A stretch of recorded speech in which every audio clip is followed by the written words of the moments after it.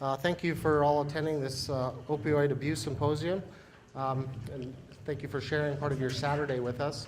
I'm Tom Gardanis. I'm an emergency physician and president-elect of the Pueblo County Medical Society. I'd like to put out a special thanks to Tessa Lewis and Leo Ybarra from the Health Department and Cheryl Law from the Pueblo County Medical Society for putting on this and organizing this symposium. The CDC considers opiate abuse an epidemic. It's actually number 4 after cardiac disease, cancer, and obesity. Then comes opiate abuse. It's a huge problem in our community and our society. It's a huge national concern. Our speakers today will highlight different perspectives of the problem and how we as healthcare professionals can be part of the solution. Thanks also to Luann, who's going to be our moderator today. I'd like to introduce Cheryl Law, Executive Director of Pueblo County Medical Society, who will share a few words about the society. Thank you, Dr. Gardanis. Hi, everybody. Thank you so much for being here today. We are so excited about this event. This is our signature event for Pueblo County Medical Society.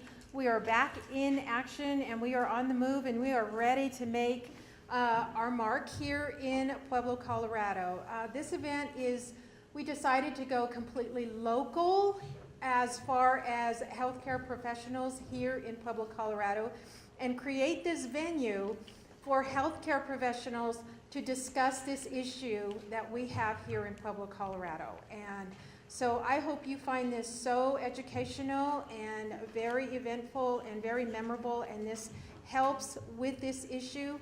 The Pueblo County Medical Society has been around for 132 years, and their history is beautiful. This is an amazing organization. I am so proud to be the executive director. I was hired a year ago, and it's been quite a journey. I love the doctors that I work with, and my physicians, my board of directors. I love all our members. We have over 300 members, and we're hoping to double that and triple that within the years to come, because this is all about Pueblo. Our society is all about healthcare professionals. We are on the mission to facilitate collaborations amongst all healthcare professionals here in Pueblo, Colorado. So thank you again for being here. We appreciate it. And thank you, all of you speakers that are here. And I think our next speaker is going to be, Luann is going to be our facilitator today, and she is going to introduce herself as well. Thank you. Thank you, Cheryl. Good morning, everybody. Thank you all so much for coming today. I know this is Saturday, and many of you had something else to do, but you've chosen to be here because, as Dr. Gardanis said, this is a very important issue. I wanted to explain a little bit of our logistics today. As the speakers present information, we will not be entertaining questions during that time. However, in front of you are some white note cards. If there are not enough white note cards for you, please just use a piece of paper to write down your questions. If you write down specifically who your question is for and your contact information, we will collect those, so you'll pass them down to, let's say, this side of the room. Somebody will collect them, and then during the break times or the question and answer times, the speakers will come up here and answer questions as a panel. So make sure also that your questions are legibly written. It is improbable that we will get to every question during that time slot. So if your question is not addressed during that time slot, we'll hand it to the right speaker, and they can contact you at some point and give you the answer. Let me introduce State Senator Leo Garcia. He was elected in 2014 to represent Senate District 3, which covers the cities of Pueblo and Pueblo West and part of the Salt Creek neighborhood. During his time in the State Senate and in the State House of Representatives, Senator Garcia fought for a number of initiatives aimed at improving the healthcare system in Colorado. During the 2 most recent legislative sessions, Senator Garcia focused on medical employment benefits, the current opioid epidemic, as well as expanding the role of community paramedics. During the 2017 legislative session, Senator Garcia sponsored and passed Senate Bill 74, which creates medication-assisted treatment for areas of high opioid addiction. Senator Garcia earned his bachelor's degree in management from University of Phoenix, earned his master's degree in organizational management from Ashford University, and earned an associate's degree in emergency medical services from Pueblo Community College.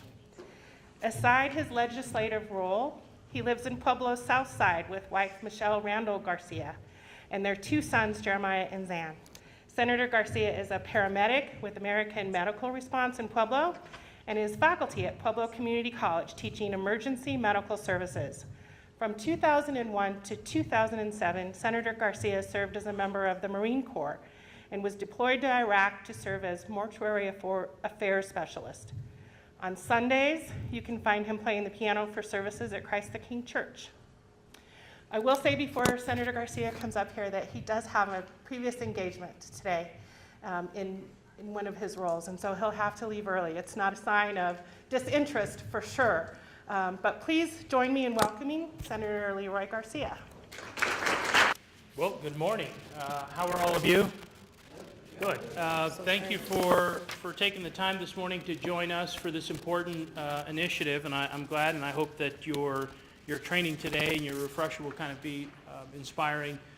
I wanted to just be able to kick off and welcome you. I have the proud privilege of serving as the Assistant Minority Leader in the Senate on your behalf, representing all of Pueblo and Pueblo West. That's the district that I represent, Senate District 3. And so it's been a great privilege to serve on your behalf at the Colorado State Senate. I'm really proud of a lot of the work that we've been able to accomplish in the last 2 years, but most recently in regards to Senate Bill 74, which kind of created a framework, a pilot project over the next 2 years to evaluate the crisis we face in Colorado. And I think many of you know that this crisis is not specific to Colorado. It's a national crisis. Many states have actually declared a state of emergency in order to be able to implement more resources. In Colorado, we have consistently seen the numbers exponentially go higher and higher. Sadly, in Pueblo, we have seen the numbers increase to some of the highest in the state, and also Routt County. So it prompted us this last year to work to solve a solution, to bring about a solution that we think will be helpful. And Senate Bill 74, I want to start by saying, will not be the end-all answer. I think all of you are well enough familiar with the challenge that we face to know that we have to do a lot more work. The question will be, how do we bring about collaboration? I'm happy to see so many of you. I know the efforts of Dr. Libby Stout, Dr. Nurnberg, and so many of you here in this room have been working over the last several years to continue to address this challenge. I think for us, the pilot projects in Senate Bill 74 will create a framework of about $1.5 million. And so what we're looking to do is study specifically Pueblo County and Routt County. And the reason those 2 counties were picked is because they have bottom-up approaches. A lot of times in government, we try to come up with a solution and feel like at the Capitol, the solution might work and filter down. What we noticed in these 2 counties specifically is that they had a lot of grassroots organizations, process physicians, nurses, all involved in this process, trying to address it from a community perspective. And I think that's what we recognize has to be the backbone of any solution in Colorado, is we've got to have a community approach. What we will do is create a pilot project in which $500,000 is allocated to each of these counties every year for the next 3 years. We'll study it, and we'll look to be able to provide additional providers, primarily maybe nurse practitioners or physician assistants, to be able to start to implement a community-wide response in antidotes and kind of a formalized treatment program. And so, we're eager to look to see if this is a helpful solution. Obviously, at the end of 3 years, we'll evaluate the data and see if this is something we could duplicate and change in different counties. I'm most interested in some of the questions you have. I'm proud of the work that we've been able to coalesce around, but I think we all recognize we have a lot more work to do, and sadly, it's in regards to this topic. I still practice as a National Registered Paramedic for AMR, and I know the data that we've been looking at from a pre-hospital side and the ER side is just increasing every day. And so we recognize that this is really important. My wife, who should be joining us shortly, also works as an assistant coordinator, and so I always find it interesting that the work that she does for families in this county we sometimes forget the impact not only on a medical side. So a lot of times it's easy for me to say, well, do you know the cost of the pre-hospital side of providing this? And do you know if we don't do this, what the cost is? But the challenges it creates for families. I mean, when you have someone who's addicted to a substance and the disorganization it creates in a family within their ability to go to school and all these things just really impacts the state at a level that we are becoming increasingly concerned with. So with that, do you have any quick questions that I could address? I wanted to kick off this morning by welcoming you, but I'd love to take any quick questions. This is like a classroom when I teach at the community college. I say, are there any questions? And there's never one, never one. Yes, ma'am. I know that you have to leave early. I'm not sure what time that is, but will you be on the panel here? I will not, sadly. My son has a varsity game, and he's getting to his senior year, and so you know how that comes around. I'm going to try to make his varsity game. But I'm going to leave some cards in the back, and I want you to know that if there's any way I could be helpful in regards to this topic or any other topic, I represent you, and I want you to feel free. And even if I don't represent you, if you're here from outside of a different county, feel free to always call my office and get in direct contact with me so that we can be helpful. Have a wonderful day, and thank you so much for joining us this morning. Our next speaker is Dr. Christopher Urbina. He is the medical officer for Pueblo City County Health Department. He also serves in the same role for Broomfield and Boulder counties. He is the former executive director and chief medical officer of the Colorado Department of Public Health and Environment, CDPHE. Prior to CDPHE, he was the director of Denver Public Health. He earned an undergraduate degree at Stanford University, attended medical school at the University of Colorado, and did residency in family practice at the University of New Mexico. Dr. Urbina was not yet done with school. He earned his master's in public health at Johns Hopkins. He is board certified in family medicine and preventive medicine. Please join me in welcoming Dr. Christopher Urbina.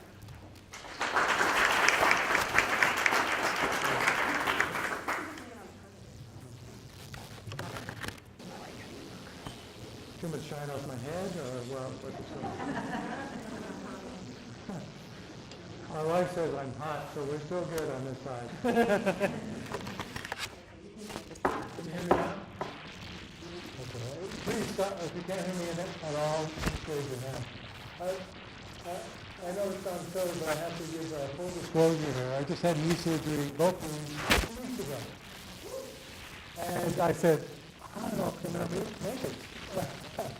But the surgery's fine. I started walking this week, but I'm going to have to sit for talking from this wheelchair, unfortunately. Fortunately, my wife drove me down this morning, so thanks very much. I'm just going to give you some background. But I'm very excited what Senator Garcia said, Tom and Cheryl Law, and our moderator have all said, is that we're here, especially Tom, we're here to work on this together. I'm native of Pueblo. I didn't put that on my bio. I grew up in Bessemer, right across the street from the old Assumption Church. In fact, I met my dad's doctor here from the nursing home.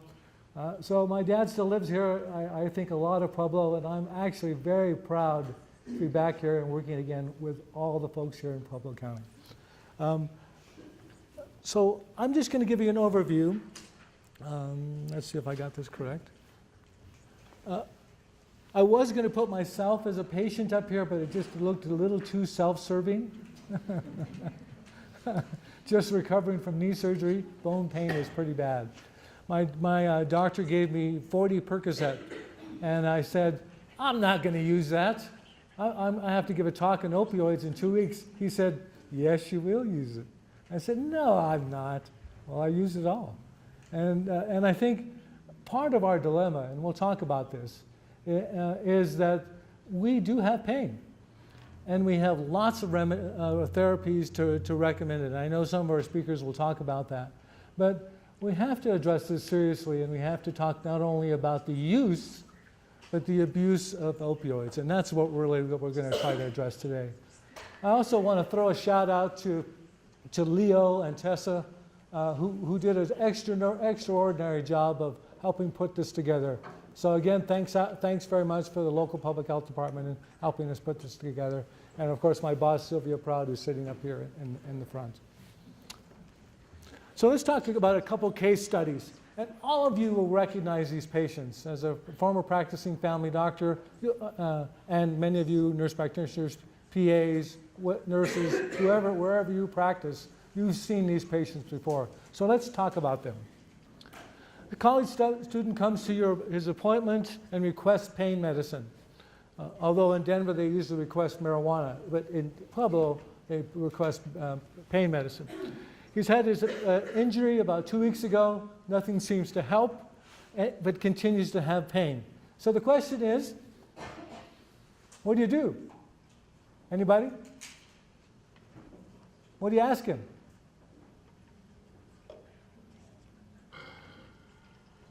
Don't be shy. What happened in his injury?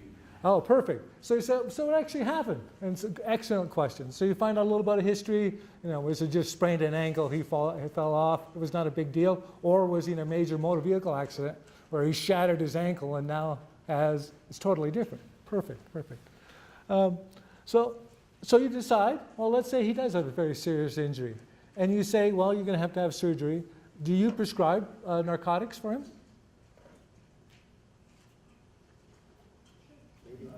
Sure. Oh, yeah. Okay. So it's a big yes and no. Some people would. Some people might give him a short dose until he has his surgery, and then he gets definitive treatment if it's a very severe injury. Other people would try, and we'll talk about this a little bit later. Other people will try other modalities. Let's talk about physical therapy. I'm heavily dosed on acetaminophen and ibuprofen right now, so my levels are very high. But that's what I would probably try first, and I think all of you would probably agree that's what we'll try. 2 weeks, a young person, narcotics seems a little high.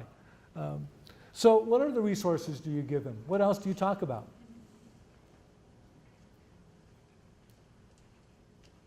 Talk about physical management of pain, E- IC, rest, things like that. Excellent.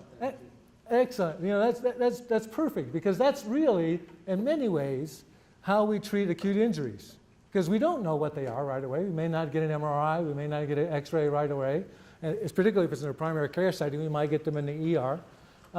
But we say we're going to put a soft cast here. I want you to ice it, raise it up, and we'll see you back in a week, and we'll take another picture, or we'll send you definitively. And so that's tremendous. That's tremendous. As a young person, likelihood of him having severe chronic pain is, and we'll talk about this in a couple of slides, is extremely, and the need for narcotics is probably extremely low. Thank you for your answers.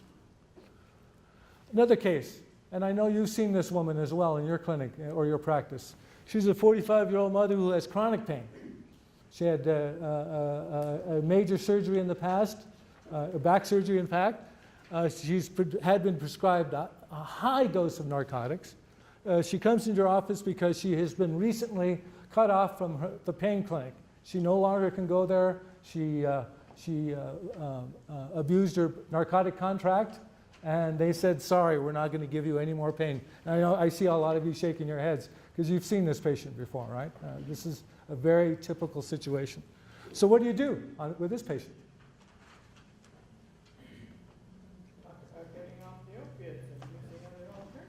Excellent. So she said, you talk about getting off the opioids and how we can taper, how we can move you to other treatment. And the good news is we do have better treatments than we've ever had before. And we're going to be talking about medical assisted treatment. We're going to be talking about drugs. I know Dr. Nuremberg, Dr. Gogarty are also going to talk about that.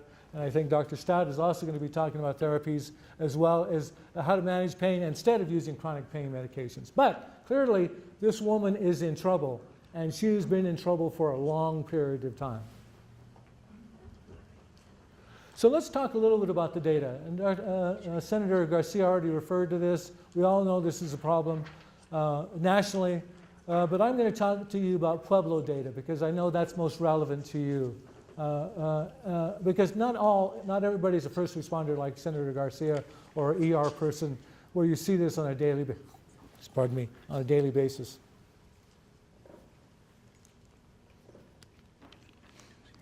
I tell you, this ibuprofen really drives you out.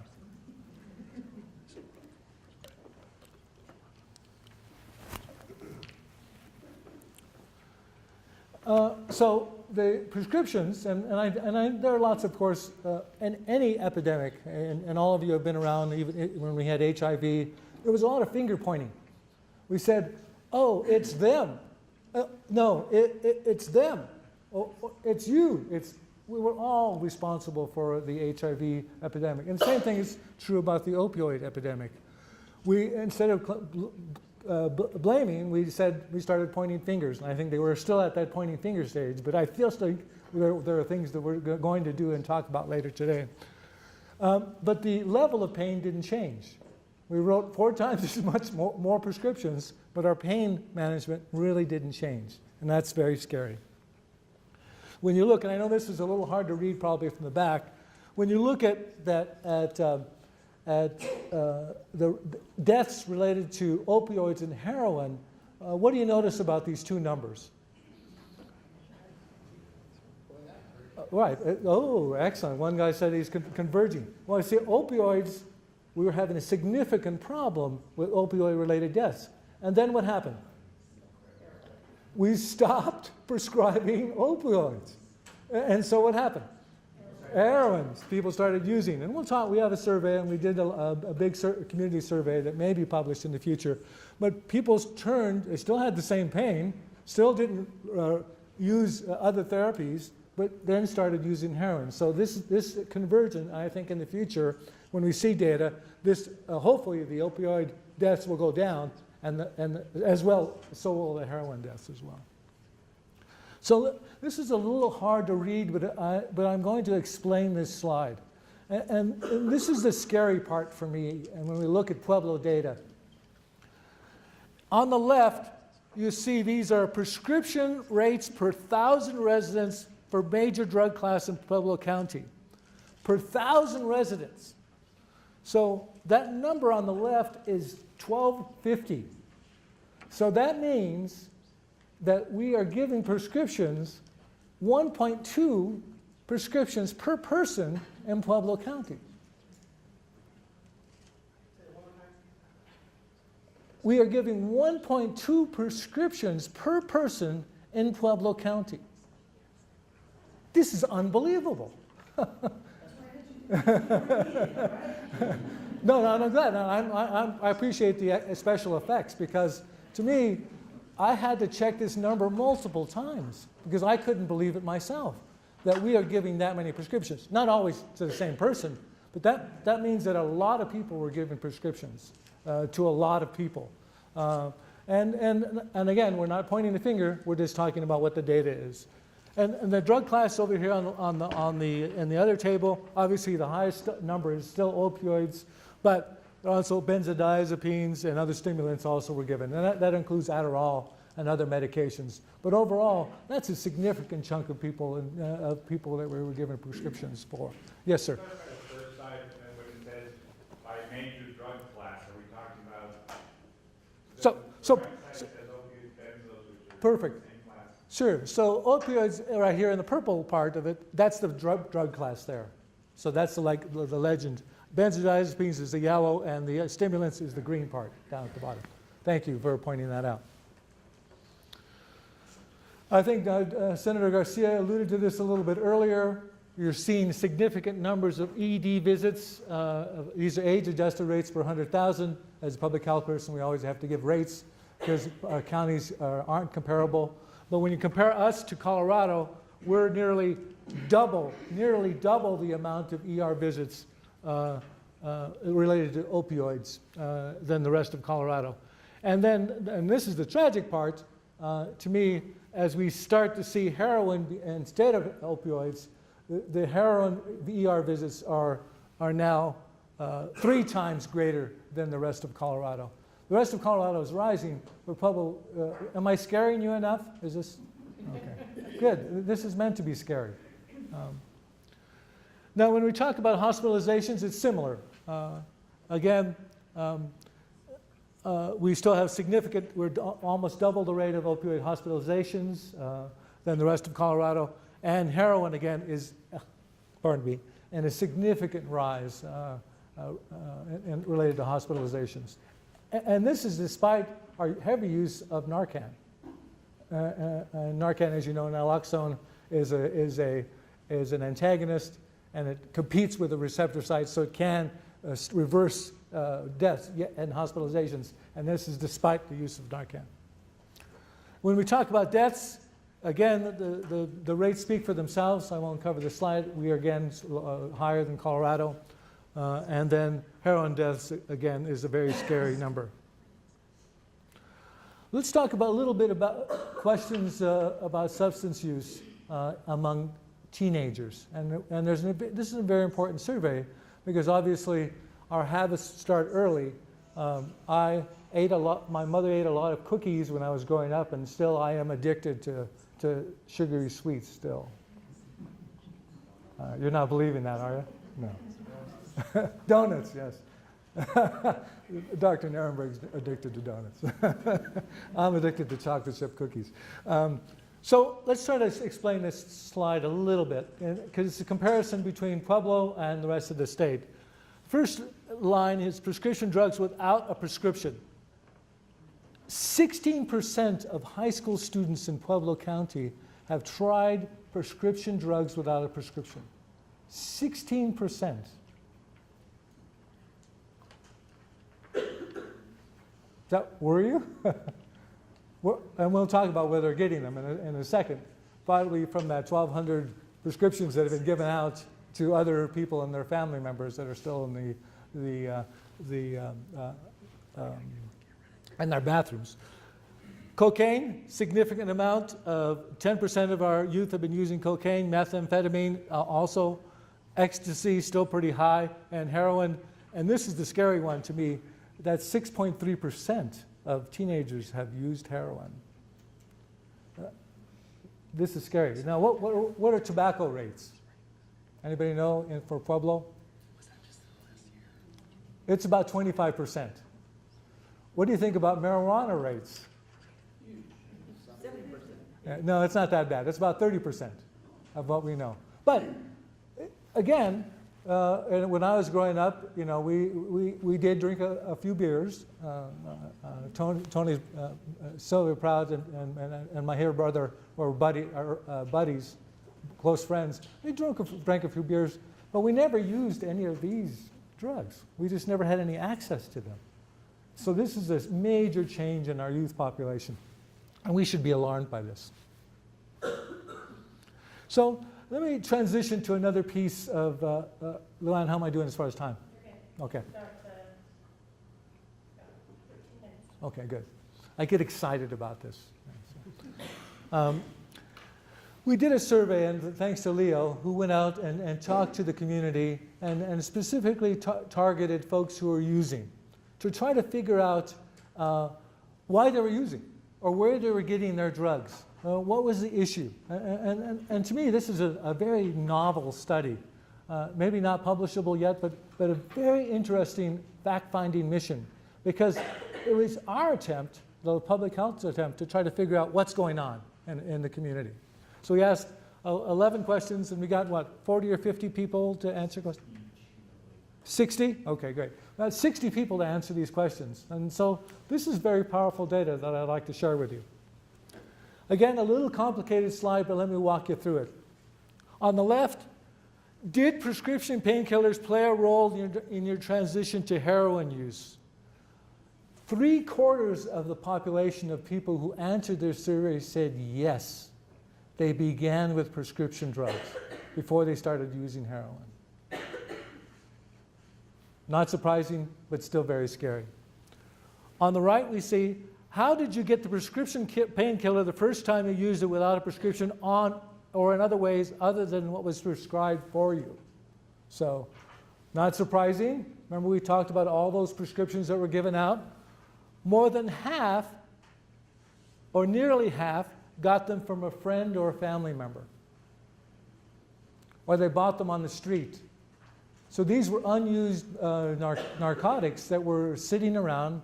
People just picked them up out of their locked cabinet. I know they don't have locked cabinets at home. We don't lock up our medications at home either.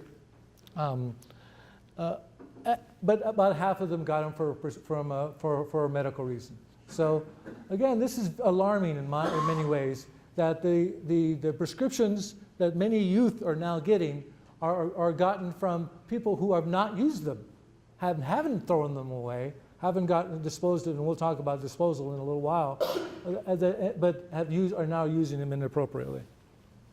And I'm not going to read all these stories. It may highlight a few, but I think you can get the gist of what they're telling us as health providers. Still in pain, cheaper to get heroin, didn't want to, wish there were programs and more help for it. No one wants to live like this. This is a story we heard over and over again. I don't like the problem that I have. I can't deal with the pain.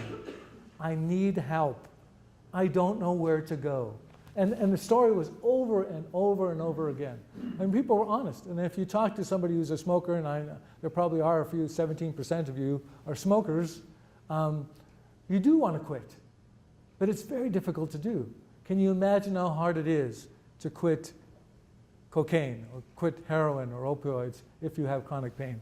It's unbelievably hard. So let's talk a little bit about county resources, but you'll hear a lot from other speakers today about what's going on in Pueblo and all the great things that people are trying to do. So I'm going to cover a couple things and highlight it. You're going to have all of these slides available for you so you can look at the resources. Again, these were pulled together by Leo and Tessa, and we hope that these numbers will expand. We're going to talk a little bit about substance abuse treatment, medically assisted treatment, support groups, syringe access programs, and naloxone and safe disposal. And as Senator, he'll laugh if I called him doctor. As Senator said earlier, Senator Garcia, this is not one problem. It's not one thing that we have to address. There are lots of things that we have to address, and that's why I'm going to talk about this a little bit. There are lots of treatment referrals, and I'm not going to go through all these lists. This is just a list of a few that we currently know of, and we hope to expand this list. And part of our solution, working with the Pueblo Medical Society, will be that we are working together to expand these resources so that when we hear the concerns from our patients, where can I go? I can't get places, that we'll be able to begin to expand these places. There are lots of good solutions. I'm not going to talk all of them are great. As far as I know Dr. Gogarty will talk a lot about his new program, Health Solutions, but they're all beginning to be programs. There are also lots of support groups. As you can imagine, in dealing with pain, not just physical pain, emotional pain, people need support. They need behavioral support. They need mental health support. There are issues that we all need to address. They need family support. In many ways, as you know, and many of you have seen moms that are using heroin, or brothers or sisters that are using heroin or opioids, they need care. And they're often ostracized by their own families or ostracized by the communities. So these are some support groups that really are important to reach out. And these are folks that are very good and very helpful. One of the things that I think Senator Garcia alluded to is an expansion of the medically assisted treatment program that they're putting through the state legislature. To me, this is as important as anything other than in terms of changing how we prescribe narcotics, is how we get people who are currently addicted into treatment. Because the treatment is currently available, and Dr. Stout and I talked about the tragedy that happened at the state hospital, and I know she'll allude to it in her talk. But as we can expand these resources, because as you know, one size does not fit all.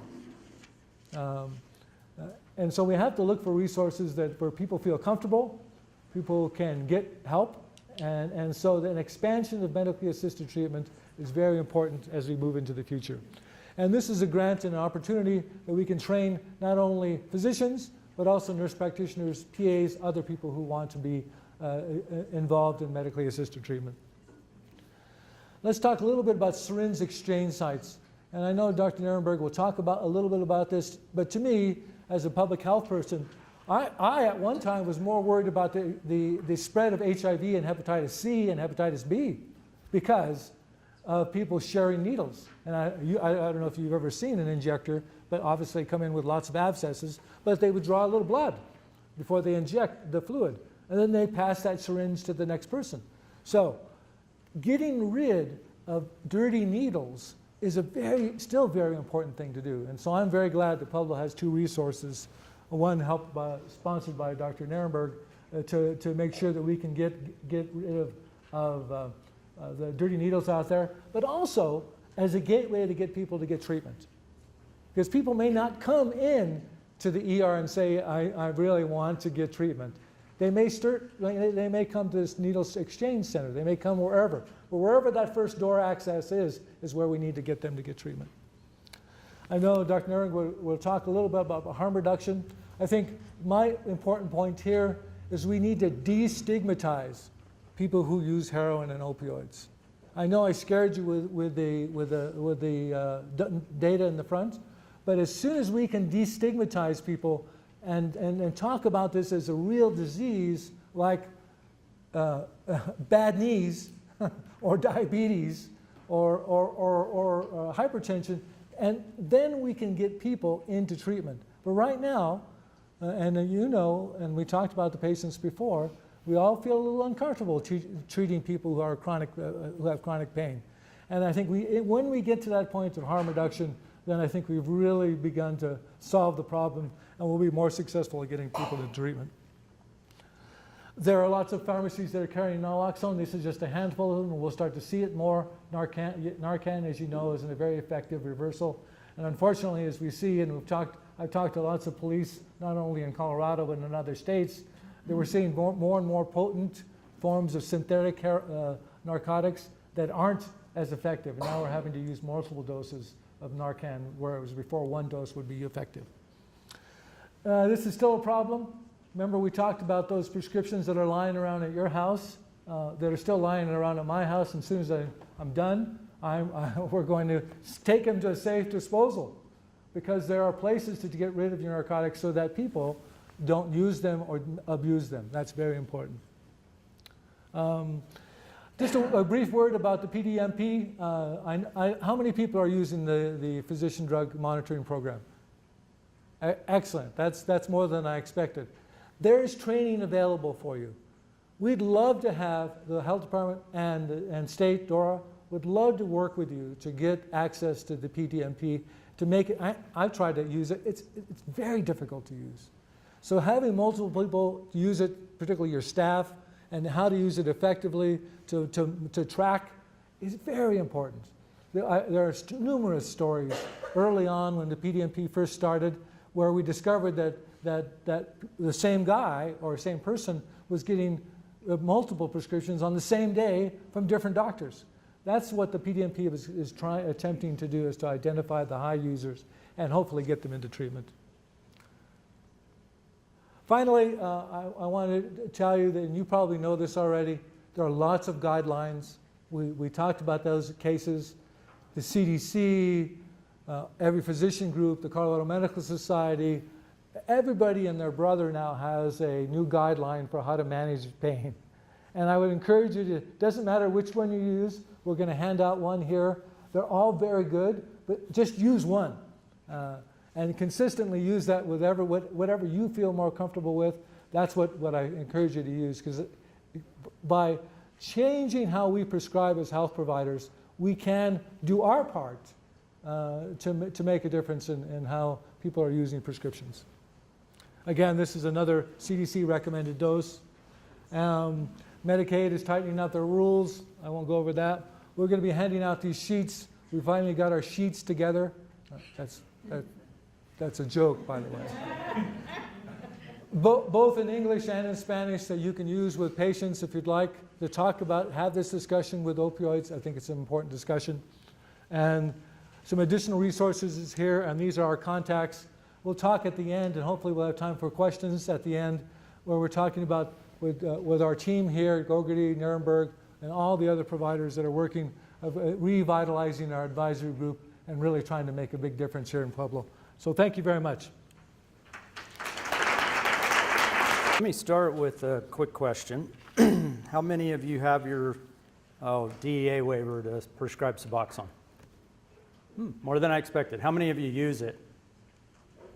Good, okay. But the rest of you, that's who I'm talking to. And I want to start with just a little history of Pueblo.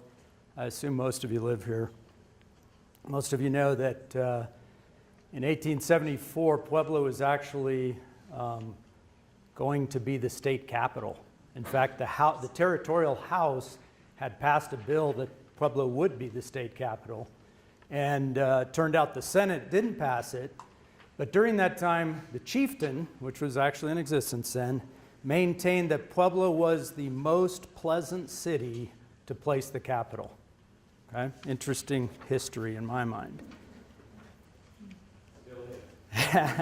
Thank you.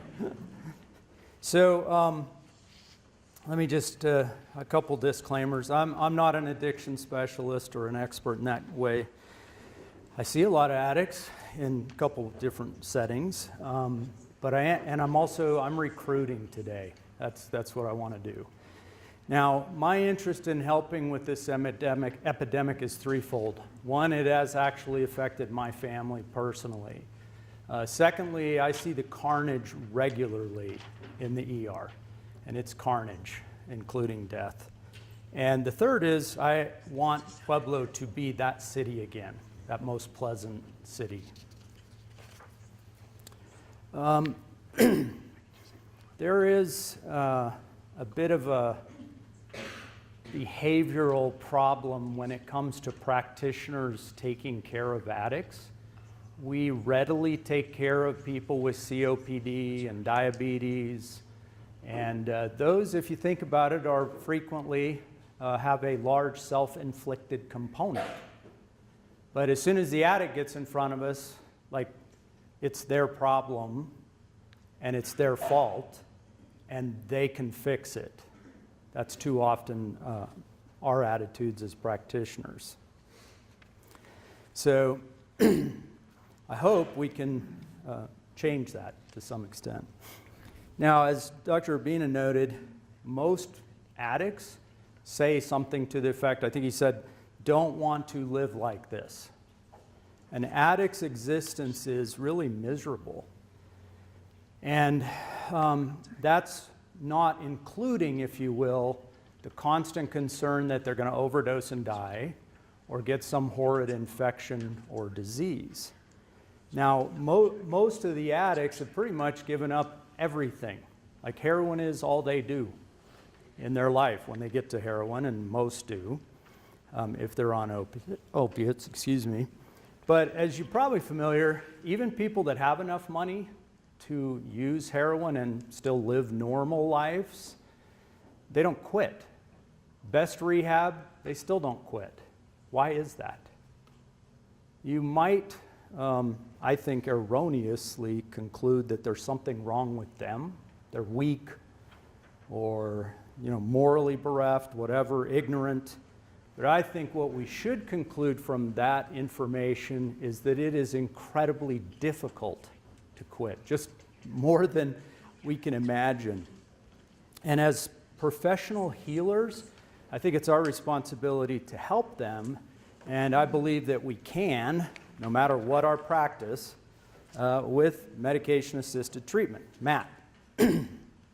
Now, I know we're talking about opiates in general, but even as Dr. Urbina pointed out, with 3/4 of those on heroin started on pills, I think most of us know that the reason they get to heroin is multifactorial, but one is just simple economics. You cannot get pills in Pueblo as cheap as you can get heroin. So people end up on heroin eventually, regardless of where they start, or at least a large portion of them. In Pueblo, unlike eastern United States, that heroin's called black tar. And black tar, in addition to the usual IV drug use concerns, hepatitis and HIV and so forth, overdose, dying, black tar actually, unlike the white powder heroin, is much more infectious. It's dirty. And so it carries a high risk of both skin and systemic infections, a higher risk. MAT essentially replaces an injected, dirty, unknown quantity of a very dangerous drug with an FDA-approved medication. Now, you might conclude from that, well, let me say this first. I'm going to talk specifically about Suboxone, which is a combination of buprenorphine, that's the opiate component, and naloxone, that's Suboxone. There are other MAT medications, and they're somewhat available in the city. Vivitrol is given as an antagonist, and it can last up to a month. But you have to be clean about 8 days before you take it, which is a real problem for most addicts. Methadone, of course, can be given, but you can keep taking heroin and there will actually be some combined effect. Not combined, but you can increase the effect taking heroin on top of methadone. With Suboxone, the buprenorphine binds the receptors, the mu receptors, with high enough affinity that even if you take a narcotic on top of it, you typically don't have any sort of effect, or at least that effect is minimal. The other reason I like Suboxone in terms of this question of treating patients is because you can give it within 24 hours of their last use. And 24 hours for an addict is an eternity. They live a minutes and hours existence, okay? So you might say, well, you're just giving one narcotic for another. And you'd be right, okay? And I personally don't have a problem with that, because if your loved one's using heroin, you might think differently. If you have drained abscesses like this every day in the emergency department now for years, you might think differently. Or if you had taken care of, at Parkview, the 700 overdoses last year, or the 32 cases of endocarditis. Like, when did you see a case of endocarditis? We saw 32 last year in the hospital at Parkview. So I personally think anything is better than heroin, especially in its IV form. In fact, I look at Suboxone as just every dose of Suboxone is one less injected dose of heroin for somebody. And that, of course, reduces their deadly lifestyle, and it also saves our society a huge amount of money. Now, we always are asking ourselves, us non-addicts or non-users, we're wondering, why don't they just quit? There's no upside, so it seems. Let me quote what one patient described as their withdrawals. He said, runny eyes, runny nose, diarrhea, dehydration, complete lack of appetite, overwhelming nausea, pain in every part of the body, unable to sleep, anxiety, panic, feelings of dread, and thoughts of it never getting better. And always knowing that if they just use one more time, it'll all go away, all that badness. So going cold turkey doesn't kill anybody. You can do it, but it almost never works. And with Suboxone being available within 24 hours, knowing if the patient knows that they're actually going to feel a little better, it makes a huge hope for them. Woo, woo. Is this a challenge? All right. So even if you don't get a waiver, I think there's a couple things you should be aware of. The first is that if you're seeing a patient, you ought to do something for them. Instead of just like have fun, go kill yourself with heroin, you ought to do what we call a detox cocktail in conjunction with some sort of appointment for care. Like, that's not that hard to help set up you do referrals all the time. So set them up with some sort of follow-up with either a MAT or some other kind of treatment, whatever kind of treatment you think is appropriate with them. And then as they're approaching that day, give them medications, what we call detox cocktail, to face that day, the day they're going to quit. And so in the case of the detox cocktail for Matt, we say, stop using 24 hours before we're seeing you, then use these drugs. You're not going to feel great, but you're not going to feel as bad, and help them face the dread of withdrawal. The other thing that most people don't know is that you can treat for 72 hours without a waiver. It's probably going to be an inpatient setting, but you can administer, you cannot prescribe, but you can administer Suboxone each day for 72 hours. And that's huge. Recently, I took care of a young girl, pretty girl, emergency department. She's septic from her known endocarditis. She's already been in both ICUs, both hospitals, in and out, AMA. And now she's back because she's sick enough her family can bring her in, the ambulance can bring her in. And I'm thinking to myself, we're not taking care of her addiction, but we're going to do open heart surgery on her. It doesn't happen. And it was a tragedy. I don't know the outcome, but it was a tragedy even just from a community standpoint in cost. It's ridiculous. And the 72-hour rule could have helped her in this. The other thing I think is important to, really just from a personal provider standpoint, is treating these patients is incredibly rewarding, okay? This is the same person in these pictures. And you can treat blood pressure for an entire career on one patient. You may never know if you did any good. You think you did, but you never really saw anything that made some difference in that person's life. But when you treat these patients with Matt, you can see a difference in 24 hours in their lives. And in a month and months, it's quite amazing. When our patients come in, most of them look worse than this. On the day of induction, the day we're going to start the medication, they look terrible. And they look better and say they feel better as they're leaving. That's rewarding. And when they come back, they say, I'm like feeling normal, like back in life. And then they start talking about things like their family and trying to find jobs or going to work. And it literally changes their lives. Getting the waiver is not difficult, and at present, the bill that was talked about, as well as some other resources I'll provide, you can actually get paid to get the waiver, which is a pretty good deal.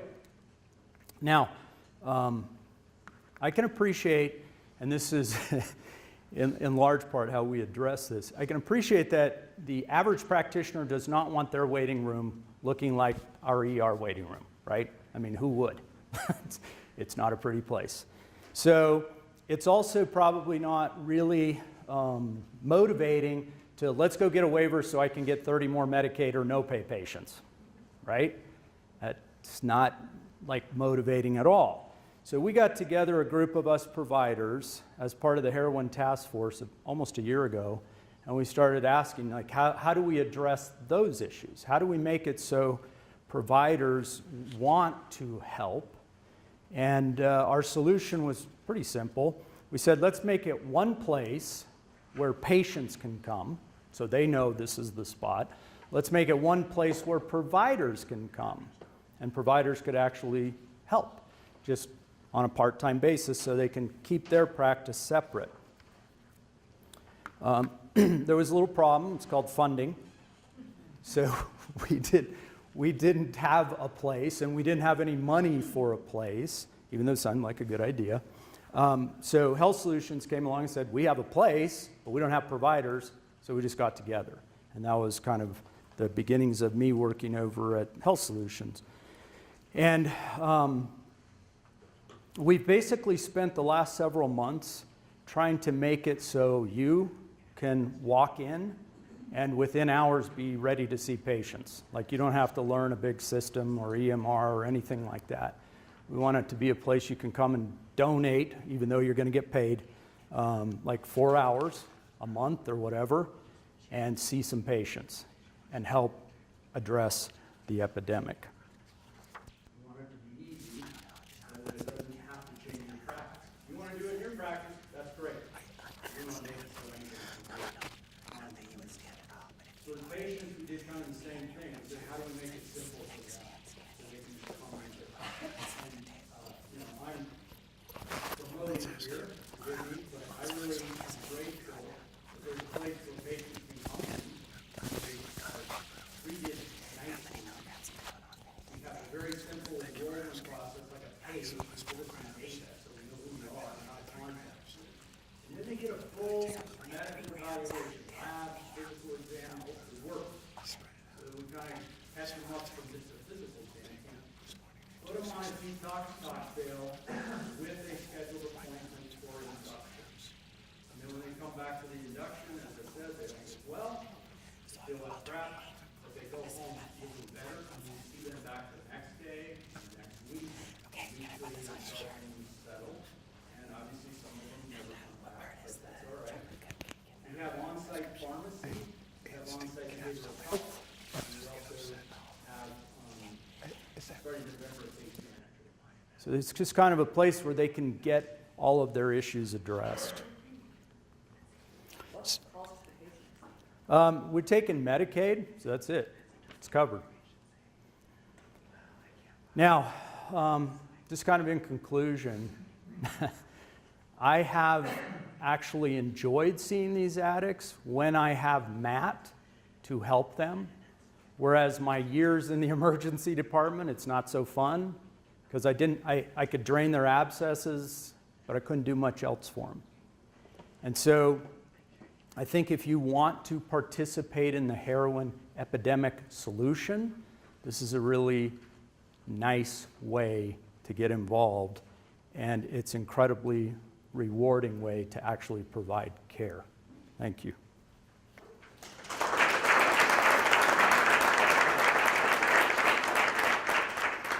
This first one for Dr. Urbina. There was a slide that referenced substance use for Pueblo County high school students, comparing Pueblo with the rest of the state. There was prescription drugs, cocaine, meth, ecstasy, and heroin. The question is, why does the slide not have marijuana? Good. We purposely, because we didn't want to overwhelm that with data, and that's why I mentioned it verbally. I can tell you marijuana use is about 30% among teens in that same survey. Alcohol use is about the same. So the burden is probably higher with marijuana and alcohol, but we specifically left it out. So the next question is about patients on Suboxone. They are often fired because they use THC and therefore kicked out of treatment. What is the status of DEA enforcement of the Federal 4 in Colorado? It doesn't address who the question is. I don't know the answer to that, but we do not fire patients for THC that we have on MAT. And I've even listened to some long-term prescribers of Suboxone that are willing to treat the opiate addiction with Suboxone and address other addictions, even meth, separately. That combination of drugs, I think I haven't seen that many patients, but the majority of my patients at some point test positive for meth and some sort of opiate. And since you can't, you're not treating the meth with the Suboxone, I personally don't see a problem. Maybe the DEA does, but the reality is, that these people have lots of things going on. I think we can help them with one of their problems. And maybe if you can write down your name or an email, we can do the research on that and get back to you. If we don't have that exact information, we'd like it to be accurate. We can give it to Leo or Tessa, and we can help with that. Okay, because it doesn't have a contact information. However, Dr. Nuremberg did hand me a piece of paper that says that there's a new methadone clinic Yeah. at Colorado Treatment Services. They're called at 511 West 29th Street. That's the old medical building. No, what is that? REMAX building. Their phone number, if you'd like to jot it down now, is 621-1929.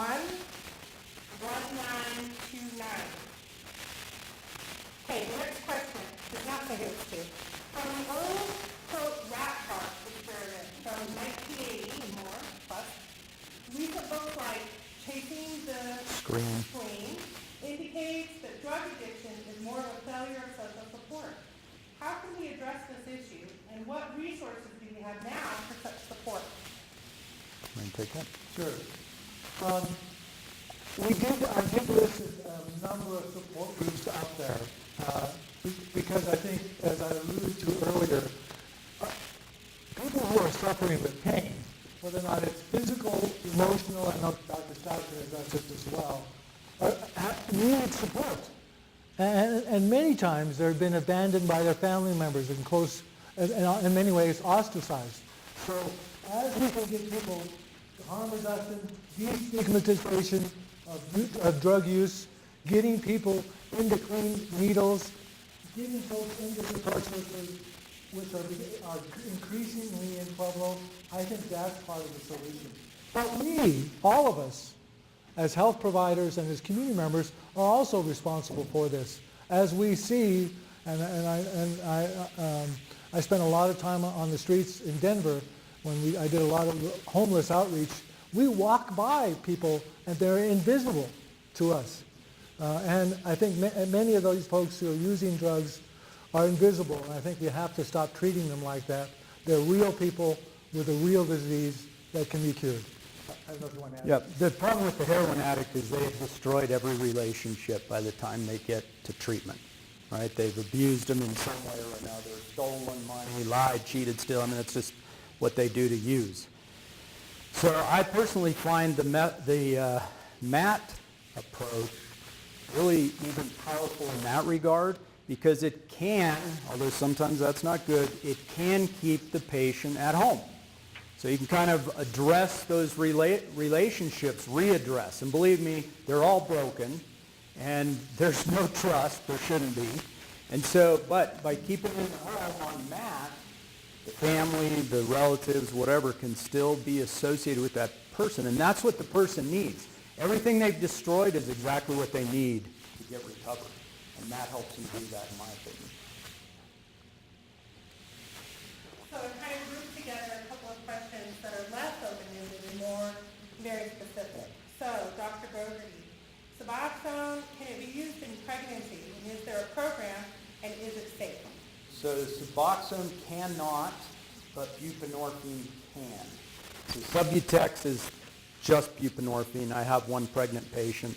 She showed up at about, in her second trimester, 10 years of use, third child, using heroin, and basically baby's underweight, she's underweight. It's a disaster. She goes into the inpatient program at Health Solutions and then sees me weekly. And within 6 weeks, she is at weight, baby looks healthy, and probably will be delivered here. You know, and it's huge improvement. Okay. What if your patient has no Medicaid or private pay insurance? Right now, I think, Heather, do you want to answer that one? At Health Solutions, I don't know the... The question is actually specifically for health solutions. Yeah.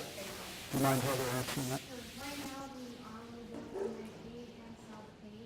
We're looking into, third-party insurance that are not covering than that. So we're looking into that option, but right now, it's just Medicaid and self-paid. But we'll help them get on Medicaid, which most of them are eligible for, too. Sorry to step out of my role as moderator for a minute. Heather, are you the point person on that question? Yep. So as people kind of grow in anticipation and knowing the answer, is it fair for them to go into the uniform answer?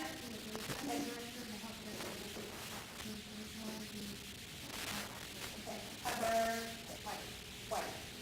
Okay. Let's see. What does the medical/legislative community see the role of housing and basic needs play in solutions to the opioid crisis? That sounds like yours. You know, I think we forget that essentials for living, clean water, clean air, available housing, are important to all of us. If you see any of the recent disasters nationally, it's an eye-opener to people who don't have insurance. When I think Dr. Gogarty's exactly right, many of our clients who we're working tightly with have lost all of those resources, or are now living on the river, along the fountain, or in a different place, sleeping on a friend's couch. So housing is essential issue. And hopefully as we move forward in some of our lead activities here in Colorado, working with law enforcement or with the Angel program, however we approach that, housing will be a component of that, as well as job training to get people back into society as they get out of jail. So I think it's an essential element. Simply from a cost standpoint, Seattle has shown that you can reduce cost of care for this population just by putting them in a house and doing nothing else, just house them. And that includes not just this population, but alcoholics, all the chronic system users because of addictions. House them, you'll save money. Sounds crazy, works. It's not crazy. I actually spent 7 years as the project manager for one of the housing projects at DESC. And where I housed 64 formerly homeless adults, all active in their drug and alcohol addiction with severe persistent mental illness. So I've been a housing provider for the last 7 years in Seattle for a program called Downtown Emergency Center, which is what you just referenced. Right. My program was 64 adults with severe persistent mental illness, all formerly homeless, with HIV, and active in their drug and alcohol addiction. So this is my question. So I would love to play ball. Oh, so I see. Ask the question and then you give the answer. I love it. Well, one of the reasons I came back to Pueblo is I'm teaching in the psychology department at CSU. But one of the reasons that I came back to Pueblo Great. is because I love Pueblo and I recognize this is a huge problem. And I want to come and play to help find solutions and work together. And because it is a community problem and it requires a community solution. And what we saw in that work is that the longer I was a project manager, the more hugs I made. And by building that connection and community, and that they knew that no matter what happened, whether they had bed bugs or whether they had an abscess or whatever it was, that somebody loved them. And we saw substance use go down. We saw overdoses completely almost go away. And we also saw abscesses go down. We saw less trips to the ER. We saw a lot of incredible benefits by providing housing and stabilizing services. We're glad you're here. Yeah. I'm glad to be here. I'm all excited. My car's like Sorry. Breaking the rules. No, you didn't actually, the penalty for breaking the rules is now you're going to be on like 10 different committees. I have a very small teaching load. This is just enough. Perfect. My question? Oh, okay. At Health Solutions, let's see. Can you still or can you keep your PCP for care of comorbidity conditions? Absolutely. That was definitive. The question was asked and answered, right We there. provide one, but you do not have to use ours. Okay. I think it's great that they can come in and get one because they all have medical issues of some kind. Okay. What is the heroin jury in Pueblo? Actually, Black Tar, if you read the book Dreamland, the way they marketed it, it was not valuable to them to cut it in selling it. Because the sellers at the street level were actually selling at like they weren't making money off the sale. They were employees of the cartel. And so they didn't need to cut it. It didn't make them any more money. And so it's quite pure. But it's very dirty. Just how it's produced, different from white. You know, the white powder you guys see on TV kind of thing. One other thing about the black tar, I think that's one of the things we had,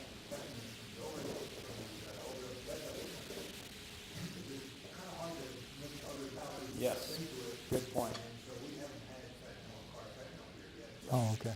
That's good to know.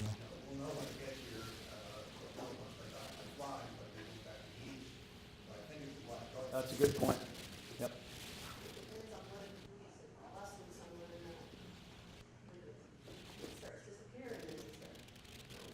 Right. This next question might be addressed in somebody's speech later or presentation. But the question is, are there currently prescription buyback programs? I don't know of any. No, I would be surprised at that, but if we did a research and we'll check on that, I would truly doubt it in Colorado. I would truly doubt it in Colorado, but I know the folks in Dora, we can find that out, and promise you. Ryan, I'm going to pass some of these other questions on to the panelists if that's okay too. We'll try to figure it out.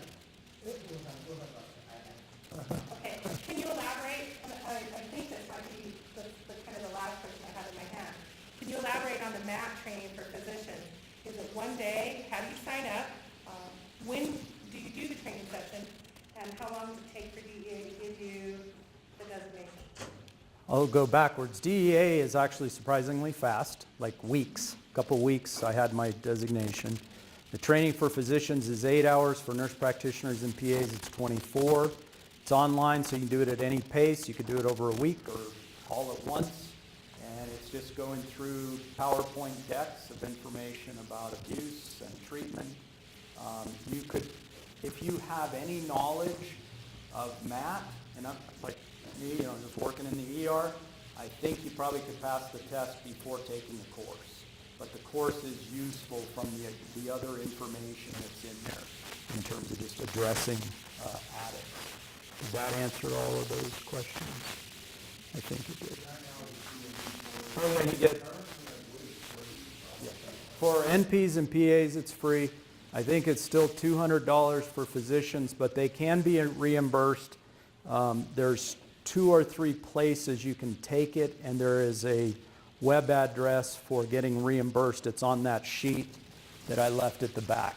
It's down at the bottom of that. And we can also send out through the list of everybody that signed up more information and links and that. Yeah. And it sounds like there's some interest. Thank you. So I did not receive any more written questions. I know that we're not scheduled for our next speaker until 10:05, but I also recognize the agenda does not have any comfort breaks of dialogue.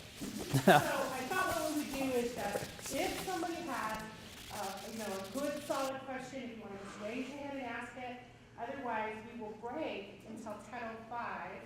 We promise to come back and meet your seats at 10:05.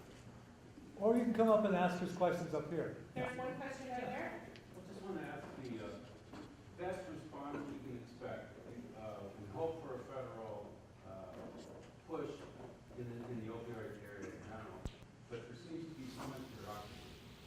How would you like to see that money come into the Pueblo community expedited? In a large way. You mean any kind of new federal or state dollars? New program. If I know Sean would answer this differently.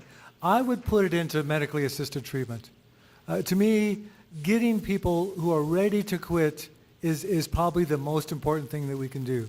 And then 2, I'd begin to start building those resources that this gentleman talked about, housing, job training, other issues that are relevant that we'll have to work closely with law enforcement on because they are dealing with these same issues that we are in terms of the ER and communities. So working closely with them to try to build those resources to help people once they get off the drugs back into to health, basically. I totally agree with you.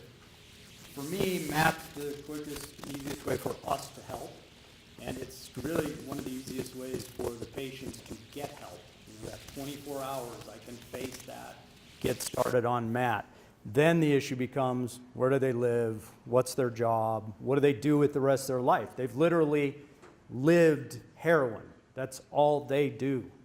And so, I shouldn't say all, but 90% of them. I have a patient or 2 that actually has a job. But once they start getting treatment, then it's like, okay, what do I do now? And that's where we need to step in with some monies to help them get jobs. Do you get any referrals from the drug courts or from county jails on discharges? I don't Hey, Heather, can you help us there? I don't think we do directly, but the OTC does, is that correct? Yes. Okay. We have, go ahead. And that's part of the issue as well. That's a kind of collaboration. The drug courts, I can tell you, the police pick up folks all the time. And frankly, they would prefer, I talked to the sheriff, the police chief, and they prefer to get people into treatment and not jail them. That's their choice. And as we get more providers, then the police can bring them for treatment more quickly. That's right now, the police don't have a place to go with a patient that's going to get treatment tomorrow because there's a 2-week waiting list or we can't find a provider. That's why we need more providers. Oh, I've seen it again in the air. I'm sorry. Speak loud. I'm diabetic, so I don't have voice. So I know that the MATCH program, I'm a pediatrician, so I have a different perspective. I know the MATCH program is to address the acute problem right now, what is our current, what can we do to prevent for our future generation. Like you say that the high school, how can we prevent that part? So we need to focus on that side too. Yeah. Because here we are, the factories producing addicts. We are taking care of the production, Yeah. to stop that. I think Did everybody hear this physician question? Her concern is about how do we really address these same issues at a much younger infant, neonatal, is that fair? Neonatal, infant, toddler perspective.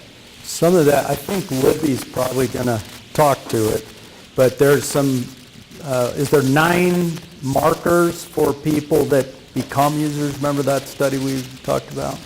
That you can actually identify a user that will become addicts in their adult age, if exposed. Yeah, you. Studies and a number of protocols. But people are looking at this, and you can identify.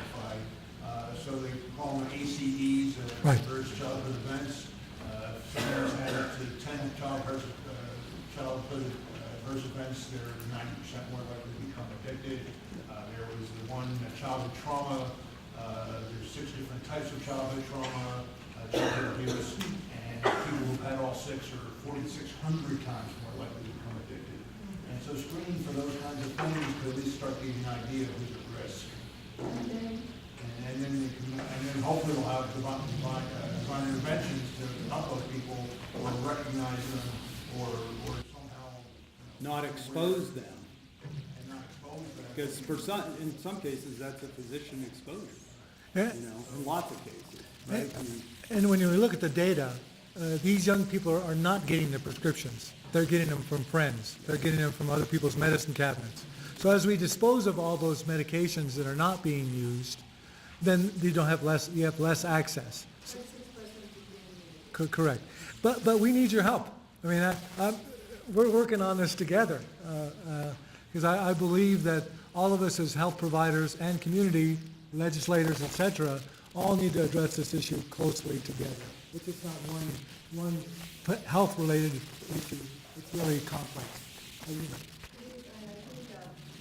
my experience being a pediatrician, I found that more like social-economic condition, as well as the involvement of the parents. In my experience, I am highly stable getting addicted with a stable family and stable support versus there is almost one experience. I remember right, 2 of the risk factors were male and socioeconomic class. Yes. I once gave a talk up at the state legislature, and the senator asked me a very challenging question like this, and I said, "So I assume you and I both grew up in a two-head of household," and he said, "Yes." I said, "Did you have a good house to grow up?" "Yes." "Did you get a good education?" "Yes, I did." And I said, "Interesting. We both turned out okay, didn't we?" And I think that's part of the challenge is I think government and we as communities don't realize that it really is that well-rounded knowledge that you have that we need to help allow these folks who don't have the same advantages as others do. I was talking to why tax rights depenalize the marriage couple. It should be other way around. Yeah. Agreed. Thank you. I will say that Senator Garcia said he's available for those kinds of comments too. So it is almost 10 o'clock straight up. I don't know how accurate that clock is, but we will reconvene precisely at 10:05 with our next speaker. I invite you to your short bio break. I introduce to you Dr. Elizabeth Stout. She is the medical director for the Circle program at CMHIP, the Colorado Mental Health Institute at Pueblo, Colorado, a 90-day inpatient treatment program funded by the state of Colorado for persons with co-occurring mental illness and substance abuse who have failed other levels of treatment. She is a board-certified addiction psychiatrist and has been working in the field of addiction psychiatry since 1990. She is also a senior instructor in the Department of Psychiatry at the University of Colorado. Extremely interested in tobacco and marijuana and their effects on the developing brain, behavior, and recovery from both substance abuse and mental illness, she is a staunch advocate for more education to help with tobacco and marijuana cessation and prevention. She helped the Circle program become tobacco-free beginning in January of 2000 and has incorporated numerous complementary treatments in the program to improve recovery and help decrease the dependence on medications. Please welcome Dr. Elizabeth Stout.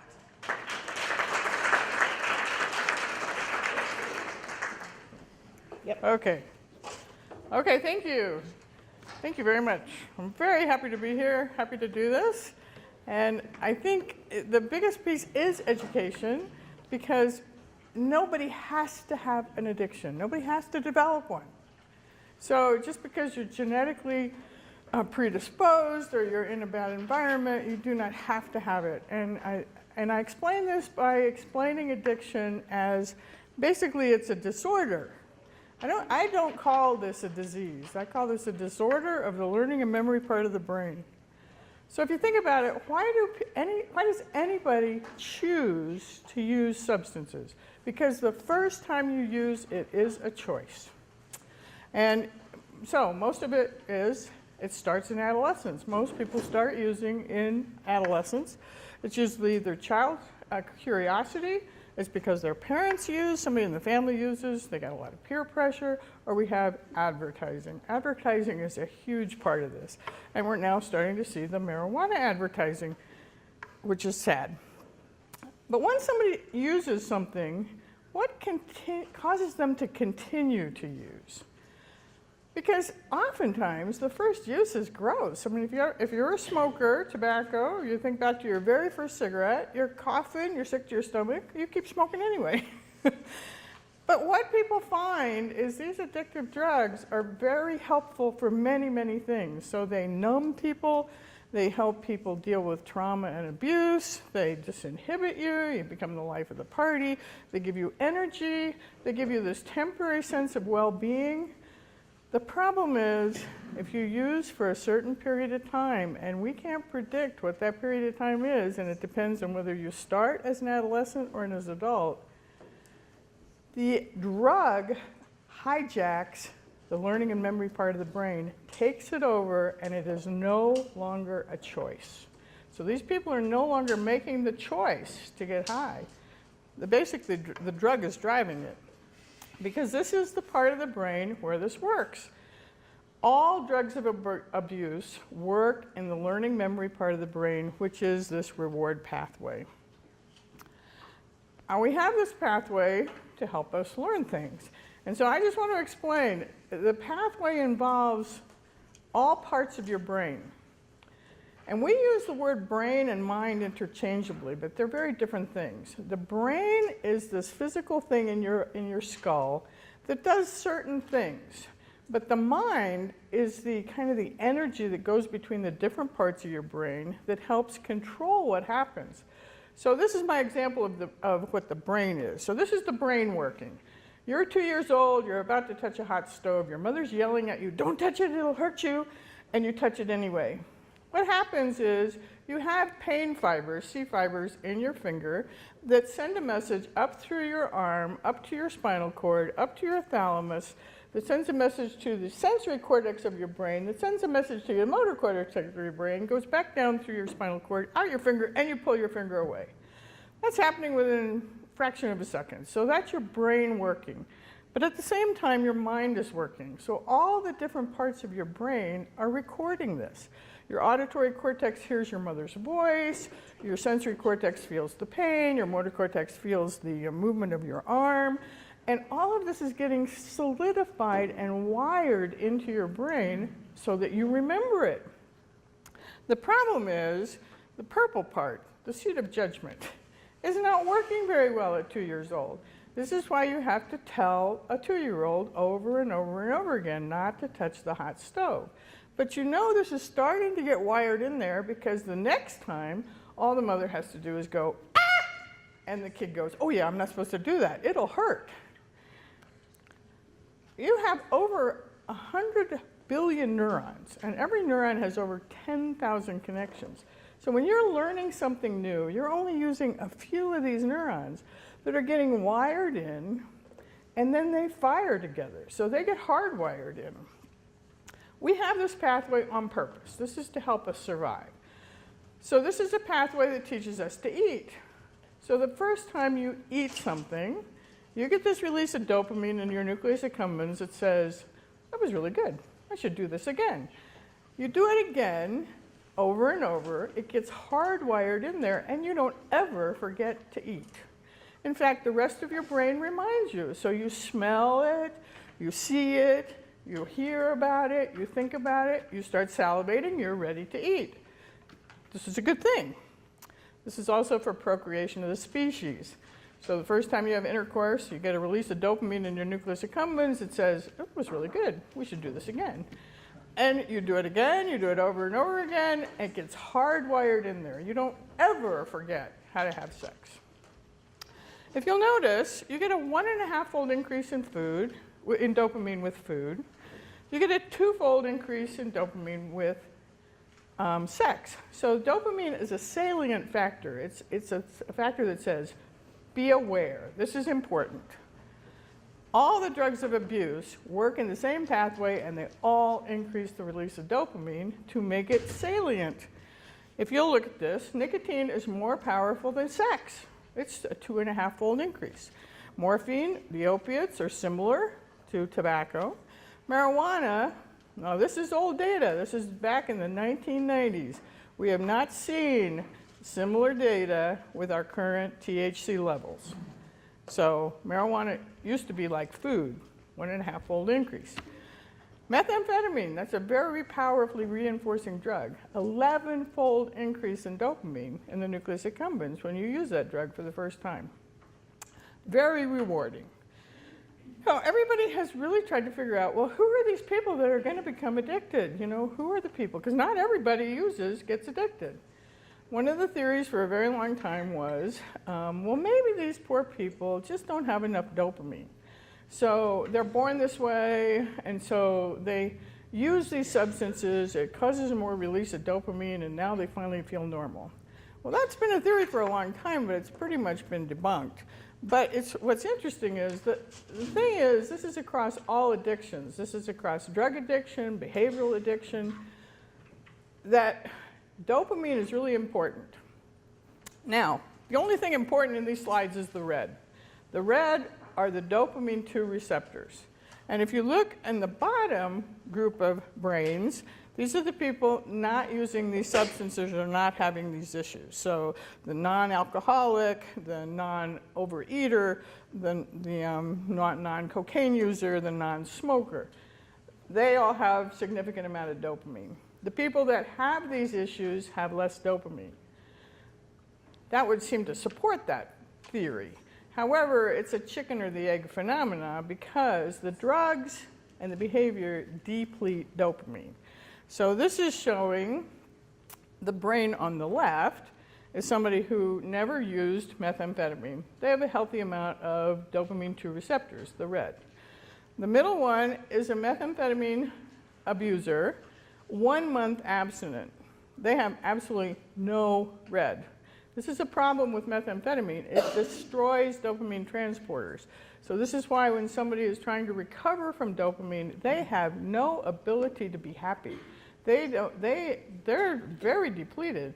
And also, this is why antidepressants are not very helpful, because we don't have any natural stores of chemicals in the brain that the antidepressants are trying to stimulate. However, the same methamphetamine user, 14 months abstinence, has recovery of their dopamine 2 receptors, meaning there is recovery here. So the brain has the ability to regenerate. Now, this is your reward pathway. All of the different parts of your brain communicate with each other via a chemical called glutamate. Glutamate is our major neuroexcitatory chemical. And so when you learn anything new, all the parts of your brain are communicating by glutamate. So you use cocaine for the first time. You get a release of dopamine in your nucleus accumbens that says, that was really good. We should do this again. Your nucleus accumbens sends messages via glutamate to your amygdala that says, next time you see that guy that brought us that drug, remind us. Because your amygdala is the scout. The amygdala is the thing that's constantly surveying the environment to see what's dangerous or what's, a good thing. Then it sends a message to your hippocampus via glutamate saying, next time the amygdala sees that guy and warns us, remember what he's good for. Then sends a message to your prefrontal motor cortex, which isn't working very well, via glutamate, saying, next time the amygdala sees that guy, go get him. And all you have to do is do that, and it gets hardwired into your brain. And so you're using the drug, it reinforces the behavior, and then it's hardwired, so that the next time you see the dealer, you're starting to get a dopamine release. You don't even have to use the drug, and you're getting a dopamine release. So this is cravings. This is where cravings is coming from. Now, they can measure this ability to learn by levels of glutamate. And this has been around for a very long time, even before the addiction literature took this on. It was in the learning and memory literature, this concept called long-term potentiation. So long-term potentiation means you do something, you learn something for the very first time. You get a release of dopamine. That is then wired into your brain. The next time you get it, you do it, you get an even more powerful release of dopamine that really reinforces the behavior or the learning. And this is measured by these receptor ratios of glutamate. Now, we can't do this in humans because you have to crush up the brain in order to look at the levels of glutamate. But this shows that if you're measuring the receptor ratio of NMDA versus AMPA, these are glutamate receptors, you can see that all the drugs of abuse cause long-term potentiation. The drugs that are not abused, like our psychiatric drugs, fluoxetine is Prozac, carbamazepine is Tegretol, they do not cause long-term potentiation. This is why patients don't remember to take their medication. It's not wired into their brain. Stress or trauma causes the most long-term potentiation. This is why kids that have experienced trauma abuse, ACEs evaluations, they already have long-term potentiation from the trauma and abuse. So the first time they use a drug, they have the most powerfully reinforcing dopamine that makes it more desirable. So trauma and abuse sets somebody up for being more addicting. And then finally, this is a really important piece, a lot of people forget, is that little hippocampus in your brain where you put all your new memory and learning. This is one of the areas of the brain where we have neurogenesis. You have new cells being born and developed and differentiating in your brain all the time. And the hippocampus is one of the places this happens. It makes complete sense because you're learning something new every single day. You have to have a new cell to put that information in. So all of the drugs of abuse decrease neurogenesis in the hippocampus and can shrink the hippocampus. So this is all of them. This is nicotine, this is marijuana, this is heroin, alcohol, all of them. And the way they know an animal learns, because most of this research is done with animals. It's very hard to get an IRB to approve you to do this with humans. And so what they do is, the way you know an animal learns is this test called a Moore's water tank test. So it's a huge vat of water in the middle of the room with a little piece of wood somewhere in that vat of water just under the surface. And what you do is you put the animal in the vat of water like a rat or a mouse, and they swim and swim and swim and swim and swim until they run into the block of wood. They get on the block of wood and go, okay, good, I'm not going to drown now. Whew. Now, you know that animal can learn because what they do is they put pictures all around the room, around that tank. And if it's a smart animal, it is able to triangulate where that block of wood is based on all those pictures. The second time you put it in the vat of water, it swims right to the block of wood because it knows exactly where that is.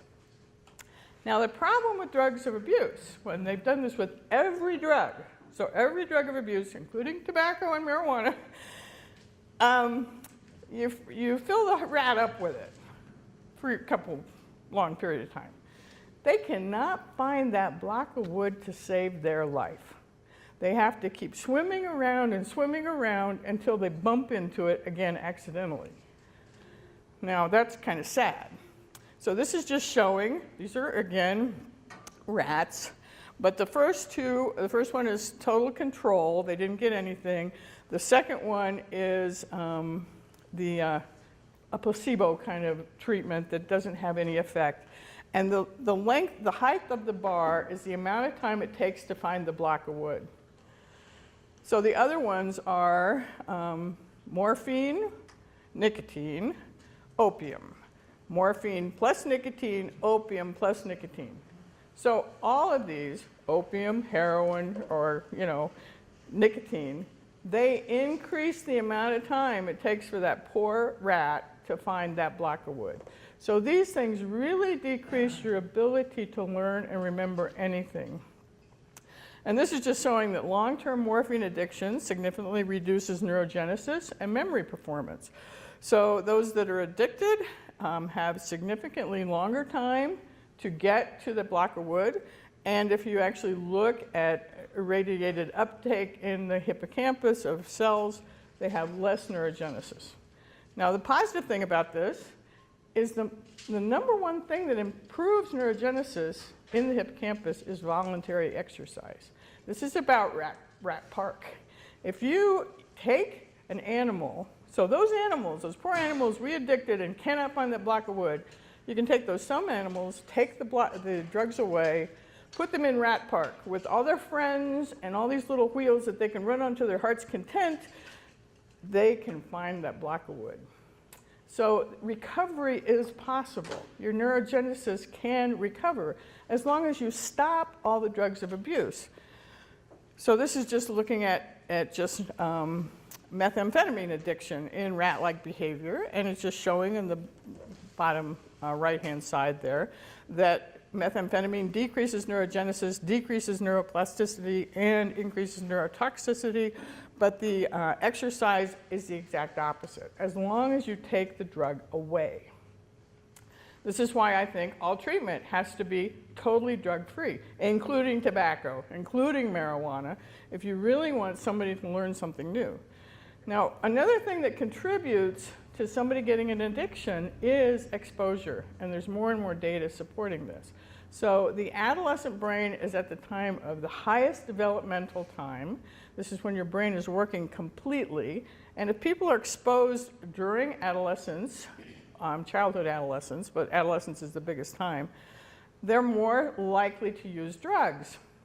This is again in rats, but this is just showing, and this is about the cross-tolerance of drugs in the brain.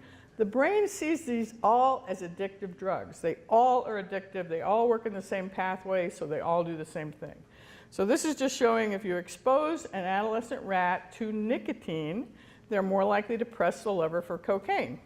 This is also true in adults, but it's not as significant as in if it happened during adolescence. So if kids are smoking cigarettes, they're more likely to use cocaine. This is also showing if rats are exposed to Ritalin as adolescents, they're more likely to press the lever for cocaine than if they were given saline. So kind of what happens to kids that are exposed, because kids are exposed all the time. This is why when you're asking, the pediatrician, if you're asking the families, is there marijuana in the home? Is there tobacco in the home? Is there alcohol in the home? Are there any other drugs in the home? If they are smoking these drugs, the kids are exposed. You can't help it. This is how we got tobacco out of airplanes, because the air is full of the tobacco. They actually did the study showing in a transatlantic flight, if the people in the front of the plane who were non-smokers, after a 3-hour flight, they peed in a cup, they had enough nicotine in their urine as if they had smoked 3 cigarettes. So when you're exposed to the smoke, it's in your brain, it's in your body. Exposure does not make someone an addict. What makes someone an addict is the decision to engage your prefrontal motor cortex, which then starts that wiring. So when somebody chooses to use for the first time and they've been primed, this is how kids get addicted right away. So, and this is why prevention has to happen early. This is education, teaching kids about how they are susceptible to this and if they can stop, not choosing to use. There's actually a psychiatrist who's done the same research looking at why anesthesiologists have a much higher rate of addiction than any other field of medicine, because they don't recruit them to come in that way, and people don't go into anesthesia with the idea of being an addict. But what happens is they found is because fentanyl, and now we're so worried about fentanyl coming up, fentanyl is a major drug used in the OR to put people to sleep. It's injected into the body, and then it goes through the body and comes out the mouth. The person sitting next to the head has got the most exposure, and they're the ones that are in there the whole time. And so I can absolutely see this happening. The anesthesiologist has a spill of fentanyl. They go, what is the deal with all this? Why do people like this so much? So they take a little bit and put it under their mask and their gum. They could be addicted from that moment because of the priming that has happened in their brain, and they chose to use it. So this is really, I think, very important. During adolescence, this is the most important time of development of the brain, because this is where you're learning. So the number one neurons that are happening during adolescence, around puberty, are the dopaminergic and the noradrenergic neurons, because this is go, go, go. We want to learn. The serotonergic neurons, which are mostly in your prefrontal motor cortex, are very suppressed. This is why kids going through adolescence, puberty, have a lot of problems with depression, anxiety, and they have a lot of impulse control problems. They don't have a very good executive functioning going on. It's normal development. This is something you're supposed to accept as a parent, and you support them going through this. This part of the brain is the last part of the brain to develop, and there's more and more data coming out that is taking more time. So, we used to say 21 in women, 25 in men. Now we're pushing it, saying that it might not be till 30, that your prefrontal cortex is completely developed. And so when you put drugs in there, it's a problem. And the reason why adolescence is so dangerous in terms of addiction is because this is where you have a lot of stuff going on, and kids are more susceptible. And some other things I really want to talk about, because people tend to forget these. There are other chemicals in our brain that are really, really important. Number one is acetylcholine. Acetylcholine is the chemical in our brain that helps us concentrate, focus, pay attention. Whenever we change our focus of attention, we get a surge of acetylcholine. Now, we have two kinds of acetylcholine receptors in our body. We have some in our body that are called muscarinic. The ones in our brain are called nicotinic cholinergic neurons. They're called that not because we're supposed to smoke tobacco. They're called that just because nicotine works in those receptors, and that's why they're called that. But these are very important receptors during adolescence because they play a big role in helping the brain determine what are we keeping and what are we getting rid of. So they play a big role in pruning of brain neurons. Nicotine works in these receptors because it does, but the problem is then you have this increased confusion in the brain because the brain is expecting all this nicotine to activate those receptors. And this is why we see so many problems with mothers that have smoked during pregnancy and their offspring with increased ADHD, increased cognitive disorder. And the nicotinic cholinergic neurons are really right around the reward pathway. So they are in the same learning and memory system of the brain. The other receptor system we have to know about are the endocannabinoid receptors. Now, they're called that because THC was discovered before we discovered why we have those receptors. So THC was discovered in the 60s, and it was found that it fits this receptor perfectly well. And it wasn't until the 90s that was discovered why we have those receptors, because we make our own drug in our brain called anandamides. Now, the researcher named them anandamides, which is a Sanskrit word for supreme joy. That means this is the chemical we create to make us feel good, to make us happy, to kind of balance our whole life. That's why these receptors are so important. During adolescence, the endocannabinoid receptors, like the nicotinic cholinergic receptors, play a big role in determining synaptic pruning. So if you put outside chemicals in the brain, exogenous drugs that affect these receptors, you don't know what kind of havoc you're creating. And CB1 receptors are all over the brain. This is why I made such a big issue about we need to be putting marijuana on that slide, because we in Pueblo have the highest incidence of youth heroin use, highest incidence of opiate overdoses in Colorado. We also have the highest incidence of youth marijuana use. They're totally tied together. And there's more and more research showing that marijuana use during pregnancy and during adolescence really affects the opiate receptors, changing them, which makes people more susceptible to using opiates and becoming addicted to opiates. So as long as the drug is in the body, it drives the circuitry. It makes it very difficult for anybody to learn something new. This is why people struggle in treatment, because most treatment programs allow people to do this the whole time they're in treatment. If you're smoking cigarettes, you are suppressing your neurogenesis in your hippocampus, and you are not able to learn much new. This is why AA, although it's a great system, it's a great support system, most AA initially is a cigarette in one hand, a cup of coffee in the other hand. So we're continually suppressing neurogenesis. Now, what neuroscience has discovered is that it takes 3 months for a stem cell to grow and differentiate in the hippocampus once you take all those addictive drugs away. AA has known this intuitively forever because AA says 90 and 90. If you want to quit drinking, you go to a meeting every single day so you don't drink that day, and in 90 days you're going to get it. Well, that is if you're not smoking and drinking a ton of caffeine. Okay, so the solution is we have to stop all drugs. We have to give the brain a chance to heal. I just think any inpatient residential treatment, we need more of those because you need time. You have to have time in order for the brain to heal. And this is why it makes it so difficult. And then we have to promote neurogenesis with voluntary exercise.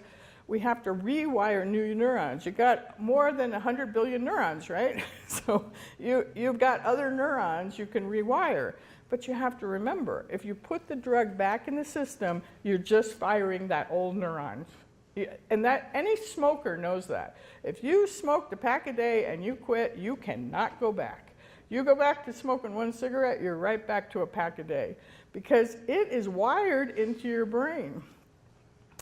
And so what we have to do is wire new neurons. And this is what we did in Circle really well. I'm really sad that we don't have that available right now.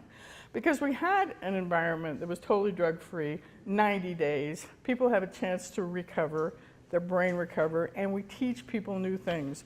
So we have to teach people. There has to be a cognitive behavioral part of treatment, and we have to deal with the trauma. We have to deal with the reasons why people use to get rid of that reason.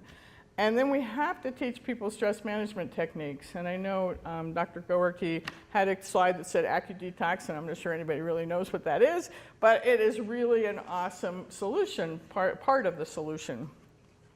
So this was a motivational speaker that was here in Pueblo. I love this quote because this is the message we have to give to kids.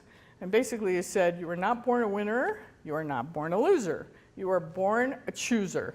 Choose to be great. Losers look at what they are going through, and that's why people justify their drug use. I have to do this, my life is miserable. And winners look at what they're going to. And so if we can get kids to not choose this, even if they've been primed, they've got all the trauma in their background, if we can get people to not choose to start using these things, and this is where we have to stop the advertising. We are advertising marijuana as something that is so wonderful and healthy. We're promoting it. We have to stop this. And I know I'm over time, so. Okay, thank you. Our next speaker is Dr. Scott Walmer. He is a board-certified psychiatrist and board-eligible in forensic psychiatry.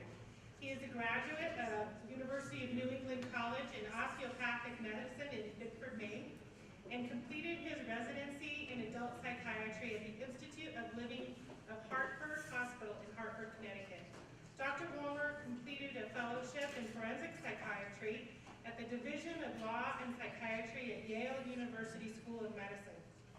In addition to Rocky Mountain Forensic Psychiatry, PLLC, Dr. Walmer is a staff psychiatrist at Parkview Medical Center in Pueblo, Colorado, where he is also the medical director of consultation, liaison, and adult patient psychiatry. He serves as an assistant clinical professor of psychiatry at Rocky Vista University College of Osteopathic Medicine. Please help me welcome Dr. Walmer. I had the great fortune that Dr. Gogerty and Dr. Stout went ahead of me because they're going to cover some of the issues I wanted to hit on. And with about 18 minutes left, we're going to go rapid fire. So I may skim over some of the elements of my talk, but some of them I can definitely hit during the questions, and I'll be available after as well. So this is my website for my forensic practice, if you're interested in checking out what I do with that. Briefly, these are the written learning objectives that you have, but despite what that says, what I really want to do is give you some examples of how to think about not the prescription use for pain, but screening for abuse, and thinking about how a psychiatrist could model for you a little bit how to talk with patients. And there's just too much to do. We could spend an afternoon talking about this topic. I have no disclosures. In terms of signs, and when a person walks into your office, of course, you may be prescribing the medication for them. But what could be some signs that a person presents that are indicative of the fact that they're overusing or that they're particularly susceptible to the opioids? Many times patients come in with behavioral changes. They can experience euphoria and then become apathetic. Over time, you see changes that affect their psychomotor system, and as Dr. Stout mentioned, it does affect their judgment. Patients may have a sense of tranquility about them. Their speech may be slurred, and they may come in, you may have trouble with them staying awake. They have the nod. Now, patients will develop nausea, and they often do develop tolerance to that, in contradistinction to constipation, where patients rarely develop tolerance. And there are another number of other systems that it affects. Patients are describing pruritus, respiratory problems, and it actually affects, people don't think about this often, but it does affect sexual function. So women can have irregular menstrual cycles. It's not a complete infertility, but it does affect infertility. And men can have erectile dysfunction, and then it actually can affect libido for both sexes as well. And so this is something I think of when I have patients come in talking to me about sexual side effects of antidepressants and stuff like that, is to consider asking them about opioid use. Dr. Gogarty went over withdrawal symptoms, but suffice it to say the flu-like phenomenon and the withdrawal of cold turkey is what you want to keep an eye out. The withdrawal itself is not life-threatening in and of itself, but it's not uncommon that in the midst of severe opioid withdrawal, patients can consider suicide.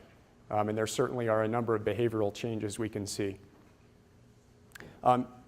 You don't need a lot of use or long-standing use for patients to begin to develop withdrawal symptoms.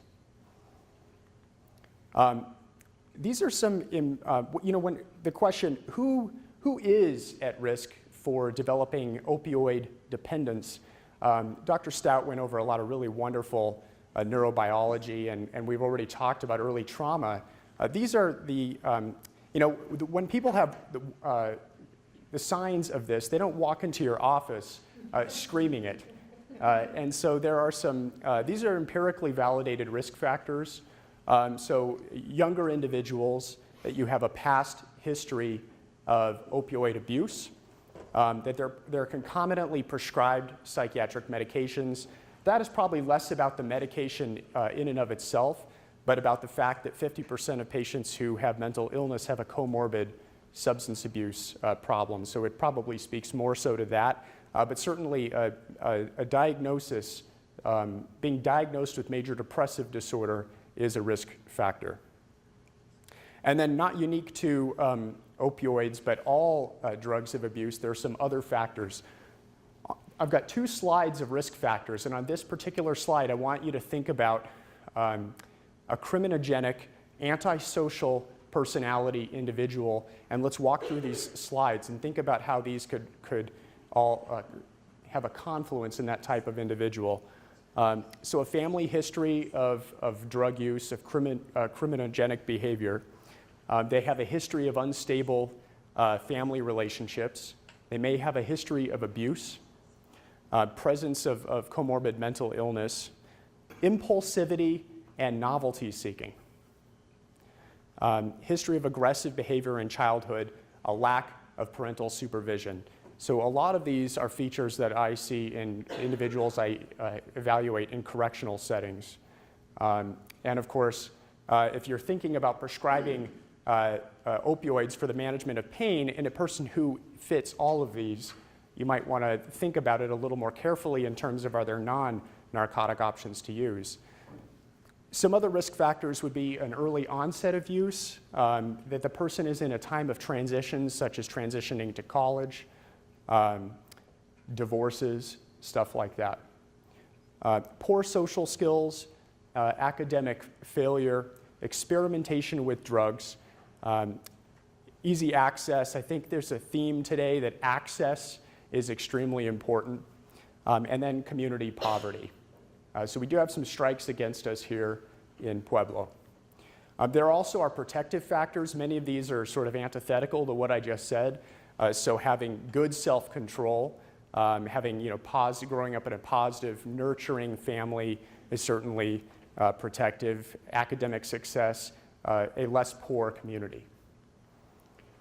There's an opioid risk tool that you could look up online. I don't have copies to give out today, but it's just 5 simple things to take a look at that really look at a lot of the risk factors I just went over. And so the question is my patient a higher risk or a lower risk? Of course, putting somebody in a risk bucket, low, medium, high, says nothing about whether they will or will not engage in a behavior, but it helps you think about modifying risk factors and think about the person's proclivity to engage in abuse.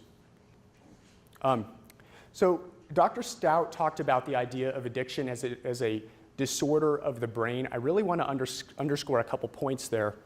The American Society of Addiction Medicine they have a couple of definitions. The short version is it's pathological pursuit of pleasure. And by show of hands, who has heard of the ASAM criteria? Okay, so a smattering of hands.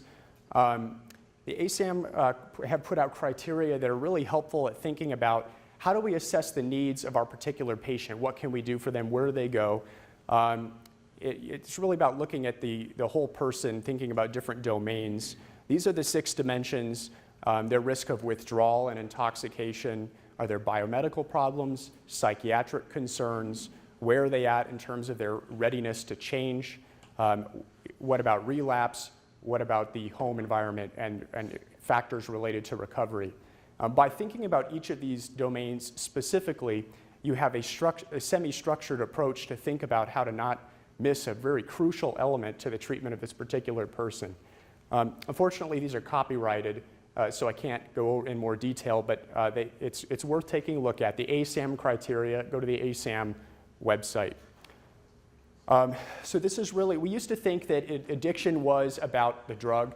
They have an opioid use problem versus really about the brain. So to underscore, it requires an exposure to the drug, but also, which is a choice, but also some vulnerability.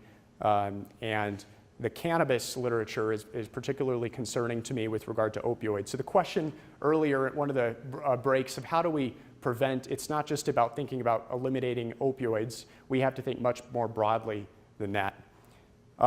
This is the DSM-5. This is the diagnostic workbook that psychiatrists use. By show of hands, who here is a mental health professional? Okay, so we actually have more than I anticipated, a substantial number. But as a point, there is no DSM-5 diagnosis of addiction. So we already have, from the start, a departure from the neurobiology you just heard about. Diagnoses in psychiatry in terms of specific substance use disorders are based on meeting a certain number of criteria, and the more criteria you meet, the more severe your disorder is. There's some criticism of this, that this may pick up many people whose substance involvement is of questionable clinical significance. I'm going to move through this, but I can talk about the criteria if people are interested, but there's some questions about the validity of the DSM-5 and treating everybody heterogeneously. And this is really important because it affects the criminal justice system. About 40 to 50% of referrals to community-based substance use treatment come from the criminal justice system. And there's over 5 million people in the United States on probation or parole, and most of these have some form of a substance use disorder.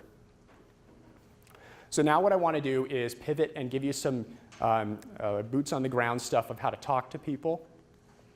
Of course, when I talk to a person as a psychiatrist, I have the luxury on the inpatient unit of going through all kinds of stuff in a very comprehensive way. You may not have that luxury in your office. But asking about it in a yes or no fashion and in a blanket statement, do you use drugs, is unlikely to be a very effective approach. Specific questions actually are very helpful, but you also may need to start subtly and take it in steps. So I would strongly recommend leaving your stern parental gaze at home. This is likely to be experienced by patients as shame. Generally, the idea of a compassionate approach, of course, is the one that would be more effective. More specific statements give you more specific information. Meet the patient where they're at in terms of their readiness to change. So if a person is not willing whatsoever to even contemplate quitting, we could do motivational interviewing and try to help them move along the way. But talking at them in a paternalistic way about treatment is likely to be experienced as ineffective at best and deleterious to your relationship with them at worst. And I'm going to give you in just a second here a couple subtle interview techniques. So, but as a point, if you're a general and you say, Lassie, get help, they may end up coming to see me. So better are specific questions that give you something to work with and get specific information. When you start the conversation, it may depend on the circumstance. So let's have a patient who is not on narcotics, but you're concerned about that. You could take a direct approach. Have you ever tried heroin? You can substitute that for whatever it is that you want to have a conversation with them about. A better would be a more indirect approach. I know you've been in pain. Have you ever thought about, trying to take things into your own hands in terms of how to manage the pain? Here's a technique I love. Start with an observation. I noticed you have some markings on your arm there. I can't help but notice that you're having difficulty staying awake during our appointment today. That often is a segue to have a more broad conversation and see what the patient says in response. We've talked about your alcohol problem. Gentle assumption. What other drugs are you using? Have you tried? I make an assumption they are using, and if they are going to deny that, they'll tell me that, but oftentimes you can lead right into getting more information using this approach. What about a person who's prescribed narcotics? You're concerned about their abuse. Direct. Do you ever take more than I prescribed for you? A safer approach. Not that you would. See, here that statement makes it safe for the patient to think about it. Not that you would, but have you ever considered taking more than I prescribed for you? And you can also normalize it. It's very common when people come in to see me that are in pain and stuff like that. So the normalization technique is a really wonderful way of making it safe for them to disclose. And then a former or current abuser, how's your battle with sobriety going? When was the last time you used? Any speed bumps since we last talked? John, I want to have a difficult conversation with you. And I know you're asking me about giving you a little bit more of your oxy and that you've ran out, and you've given me the reason why. I'm concerned that your use is getting a little out of hand. Just this morning, I got an email from the state that you've been getting some prescriptions from somebody else. So there's a whole host of techniques. These are not the only ones, but I wanted to model a few of them for you. And when you're talking to people with drug addiction, you should expect mistrust. Also, patients can be very manipulative vis-a-vis the antisocial patient I described before. A couple quick interview techniques. So shame attenuation. So Steve, some guys can really handle their dope. What about you? Can you handle your dope? You damn straight I can. And what about you? When you use, how many bags do you use? Like 50, 60? Oh God, no, like 15. So I've just modeled the first two techniques, okay? So shame attenuation, it's almost shameful if they deny it, versus do you use, how many bags do you use? They're much more likely to just dismiss that. By amplifying it, how many bags do you use? 50, 60, oh gosh, no, 15, 20. You get a much more reliable amount of information. Denial of the specific, again, a broad question about substances. It's much better to be specific and ask a series of specific questions. I've modeled gentle assumption and normalization already. Probably I'll talk about motivational interviewing if somebody can just ask me a question about that. I'm running on time already. There's a great book about that. There are some things we can think about in terms of who's at risk for relapse prevention. I wanted to talk about drug screens. I have a point I'll make about that during the question break. And then the last couple thoughts I have before I'm done here is that patients who use substances are not just, it's not just the addiction of the substance itself. There's a tremendous amount of comorbidity with psychiatric issues. And substance use amplifies the risk of suicide. Substance use amplifies the risk that a person with mental illness will behave violently. We know quite a bit about this, and I'm happy to talk about that as well. I was asked to talk about referral, but I think we have a shortage of providers, as has been mentioned. We certainly have some people in Parkview for medically assisted treatment. I certainly recommend that if you feel that this person is becoming unmanageable for you, that you don't feel comfortable managing them, that you could manage it to the standard of an ordinary provider here in Pueblo, that you consider referral. So I'll stop and I'll take questions at the break. Thank you. About 15 years ago, collectively and individually, we started to play Kevin Bacon's game of 6 degrees of separation, where we could find somebody that was related to us or had something in common with us, 6 degrees or less. In Pueblo, I think that we all know those 6 degrees get reduced to about 3 degrees at a maximum. When we're talking about opioid and heroin abuse in Pueblo, really we're at 1 degree now. Every one of us knows somebody 1 degree separated from us that is really living this or has lived it. Laura Lisenby is a Southern Colorado native, raised in Southern Colorado.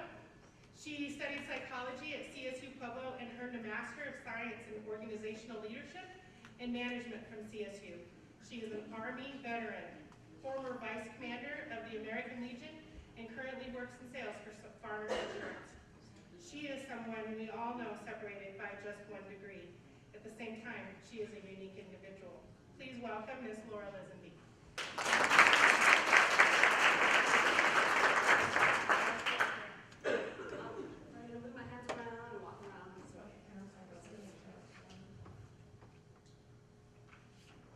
There you go, Laura. We good to go?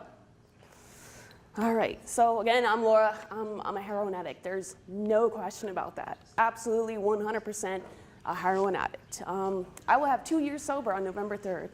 So that's, I'm pretty nervous, so sorry about that. That's the hardest thing I've ever done in my whole life is get clean. I went through CDU 3 times. So if you do end up treating somebody or you end up participating with this, if they don't make it through the first time, they don't make it through the second time, give them another chance, because it is so hard. I went through basic training. I was in the Army for 6 years. I got a bachelor's degree, master's degree, accomplished all this stuff. That stuff was a cakewalk compared to getting clean. So I guess the best place to kind of start is from the beginning. You know, kind of hearing everybody talk, you know, we say, oh, there's all these kind of warning signs, maybe childhood trauma, lack of support, you know, poverty, this, that, and the other. I had none of that growing up. I had great parents.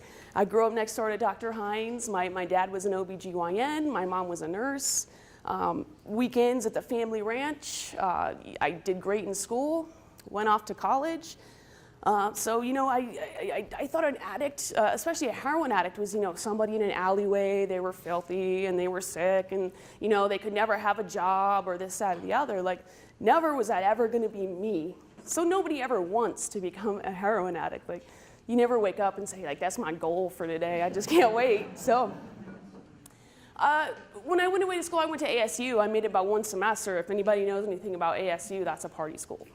So I transferred, I think, like 5 credits or something like that. It was ridiculous. I took like 18, but I did try drugs for the first time there. I guess, no, I should back up. I tried marijuana in high school, and I hated it. I was the kids that all my friends never wanted to tell they were trying drugs or that, because I was going to be the one that was going to tell on them for doing drugs. So I ended up trying cocaine down in Arizona, which was readily available. There was no problem to get it.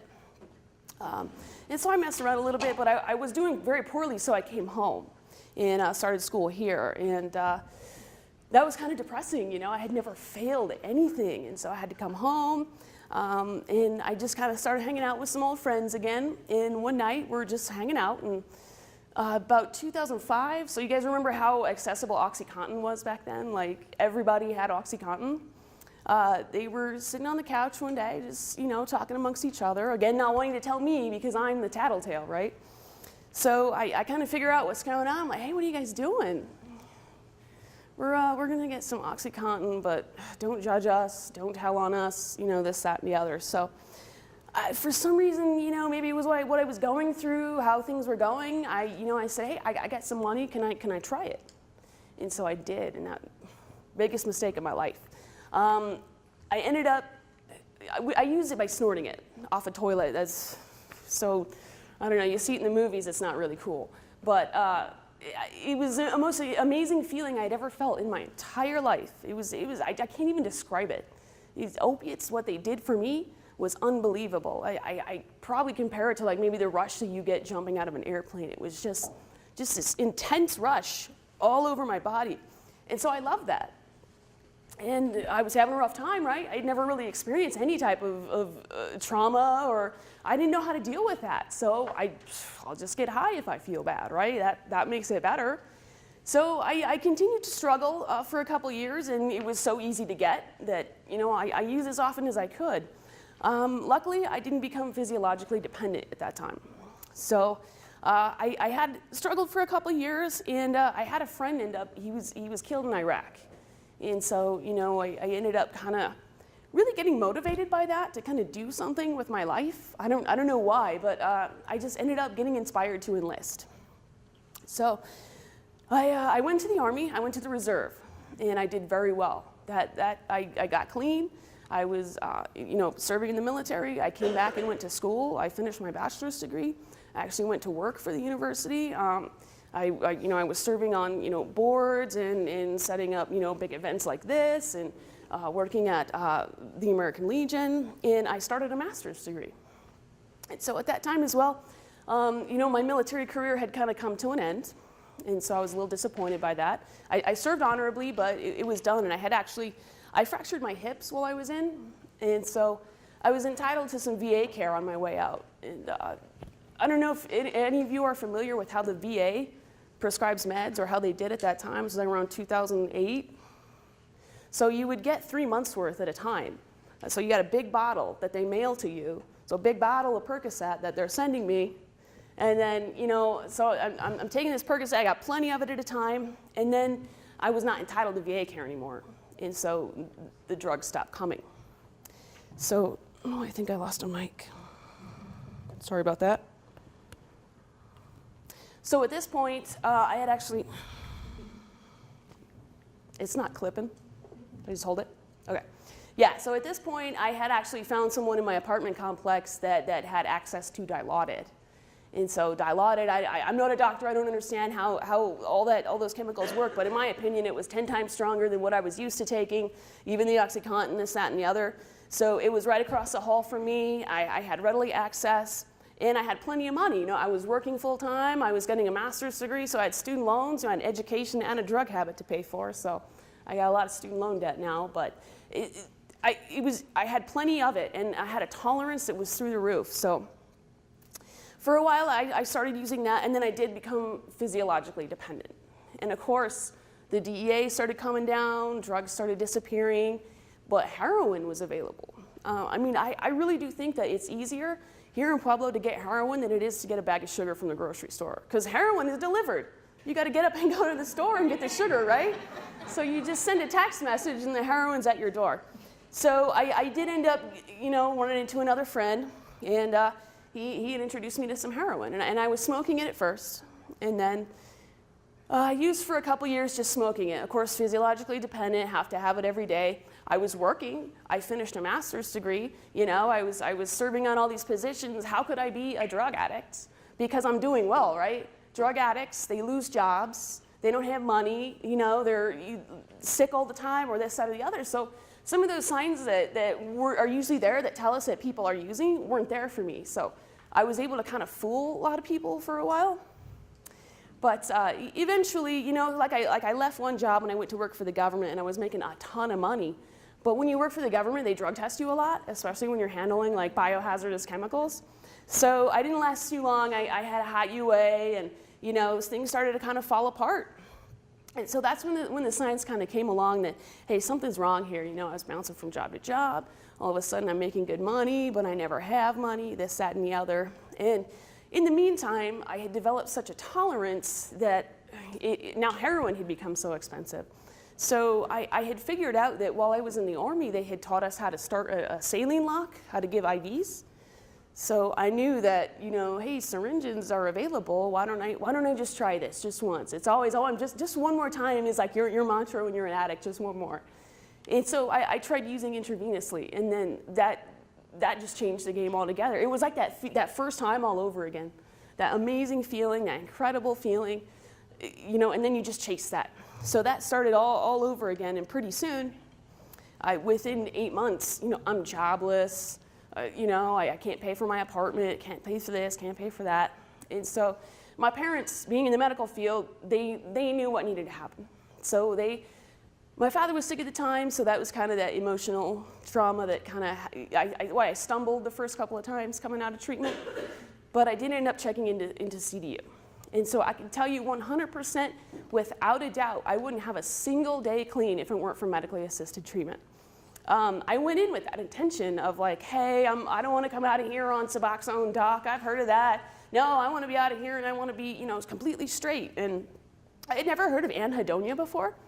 But if you haven't experienced it, it's the worst thing ever. Aside from active withdrawal, I wouldn't wish it on my worst enemy. And so, the doc had kind of explained that to me about what I would feel like if I didn't have, that assistive treatment. And even to this day, I'm no longer on Suboxone, but I still have to take antidepressants, because I will start to feel like that. I will kind of start to, my dopamine levels will kind of go down. I take NDRIs, I don't know if that's relevant, but that helps me still. So I had to wean off the Suboxone to keep my brain kind of, still functioning and keep the levels good. And I couldn't have done this without a doctor to prescribe that. So that's just mainly what I want to get across today is that addicts are frustrating. They're assholes when they're actively using. I know we're all adults. I'll just curse. But they're very frustrating. And I was too. I was awful. I was a horrible person, but I'm not a horrible person.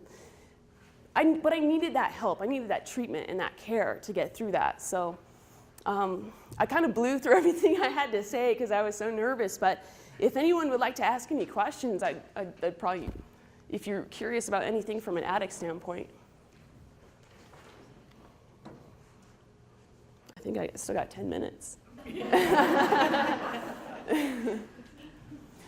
I help? Yeah. So here's what I recommend.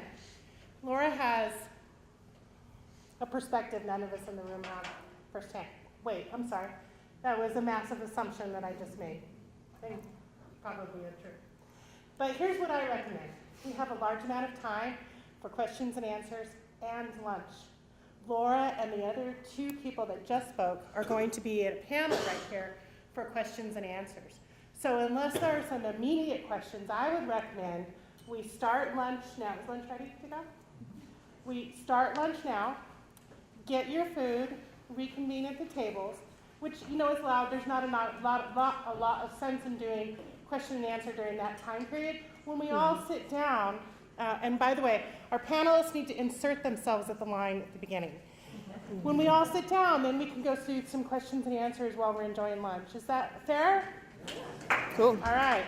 Can you screen that? I have a few questions right away for Laura. So, Laura, aside from Matt, what treatment approaches or programs were most helpful in your recovery? And do you have any thoughts on NA? I attend NA. I did get a sponsor, work the steps. That's not for everybody. I'm cool with that. There's more than one way to skin a cat. But I work right above an NA meeting, so it's kind of convenient every day at noon. But and a lot of different things. I like to get involved in athletics. There's actually a specific program out in Pueblo West through Devil Dog CrossFit is for veterans who are active in their addiction, especially if they're struggling with legal problems as well. They do yoga every Friday and Sunday, and then workouts of the day like Sunday, Tuesday, Thursday, or something like that, and it's free for vets. So spiritual, mental health. I did like RTP treatment for 10 weeks, and continued to see a counselor. And the medical treatment, like I said, is ongoing, antidepressants, stuff like that. So it requires more than just the medical assisted treatment, but I mean that's kind of what gets people through that initial hurdle, the withdrawal. And the intense and insane cravings, they're overwhelming, and so that can kind of push that aside so that you can work a program or you can start to figure out what helps you and what works for you. So. Here's another question for you. When you decided to get treatment, what were your biggest barriers? I was afraid of losing my job. I was working with USAA at the time. I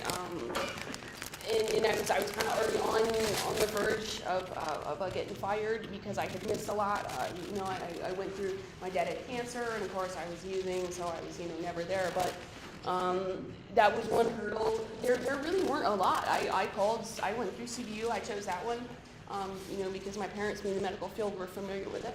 And I just called and I had an appointment 2 days later, and I called on Monday, I was in on a Wednesday. And so that was really the only one, was the hesitation to, am I going to lose my job, this, that, or the other, or even the stigma, how, am I able to come out and tell my whole family what's going on? My parents knew what was up, but in the end I decided I'd rather be unemployed and clean and happy than it was just that miserable cycle. Going to work, having to score, and then, this, that, and the other, I was just tired of it. So in the end, really the only barriers for most people are insurance and finance and stuff like that, so. So the topic of prevention has come up a few times already this morning. Someone has noted that you appear to have few, if any, warning signs for use. What do you feel may have prevented your initial use? Ooh, that's a good one. Probably maybe some of the coping skills that I would have needed to deal with that. I was told by my doctor when I went into treatment that my brain is actually particularly wired to receive opiates because of what it does to me, how it makes me feel. That just trying them, I pretty much didn't stand a chance. I was always going to have that amazing feeling and craving for them. So I think education really does go a long way with kids. But I was a DARE graduate. We got to have real education. We have to show them really, not just drugs are bad, but here's why, and here's what you can do instead of drugs. They're not going to solve this problem. And of course, I received that giant bottle of VA prescription. I mean, we have to. Most of the people really coming out with serious drug problems are veterans. I mean, a lot of our veterans that are struggling are turning to opiates because they're getting the big bottle of meds from the VA and from this and that, and these make me feel good, so I'll just continue to take them. So we really kind of have to move towards those individuals that are really, who would be, predisposed to struggle with this, and really work on getting the assistance they need. So I really am a big fan of the organization that helps that, and that's something that I want to do in the future. So that's kind of one way we can prevent this. How did you decide to take Suboxone, and how long did it take you? I was forced. I was refilling my prescription one day. I was talking about this and found out that my doctor had suddenly retired. So luckily I worked next door to another addiction doctor, and they helped me out. And I was going to lose my insurance because I was on medical at the time, but I don't make too much money for that, so I don't have it at this point. So it was just kind of like a last minute. Okay, now I have to. So I stopped in July, and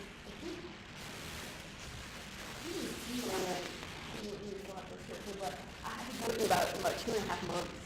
So but I did get other assistance, like prescriptions if I did experience withdrawals, nausea, stuff like that, stuff like anxiety and other stuff like that. So right next door to I have an AA, Malone, and an addiction doctor next to me. So I was able to go to work after I found out I was get my prescription and get some other help. So. And this last question, at least for the moment, was duplicated, but might have both been said more. What advice do you have for us, providers, to prescribe or not prescribe narcotics?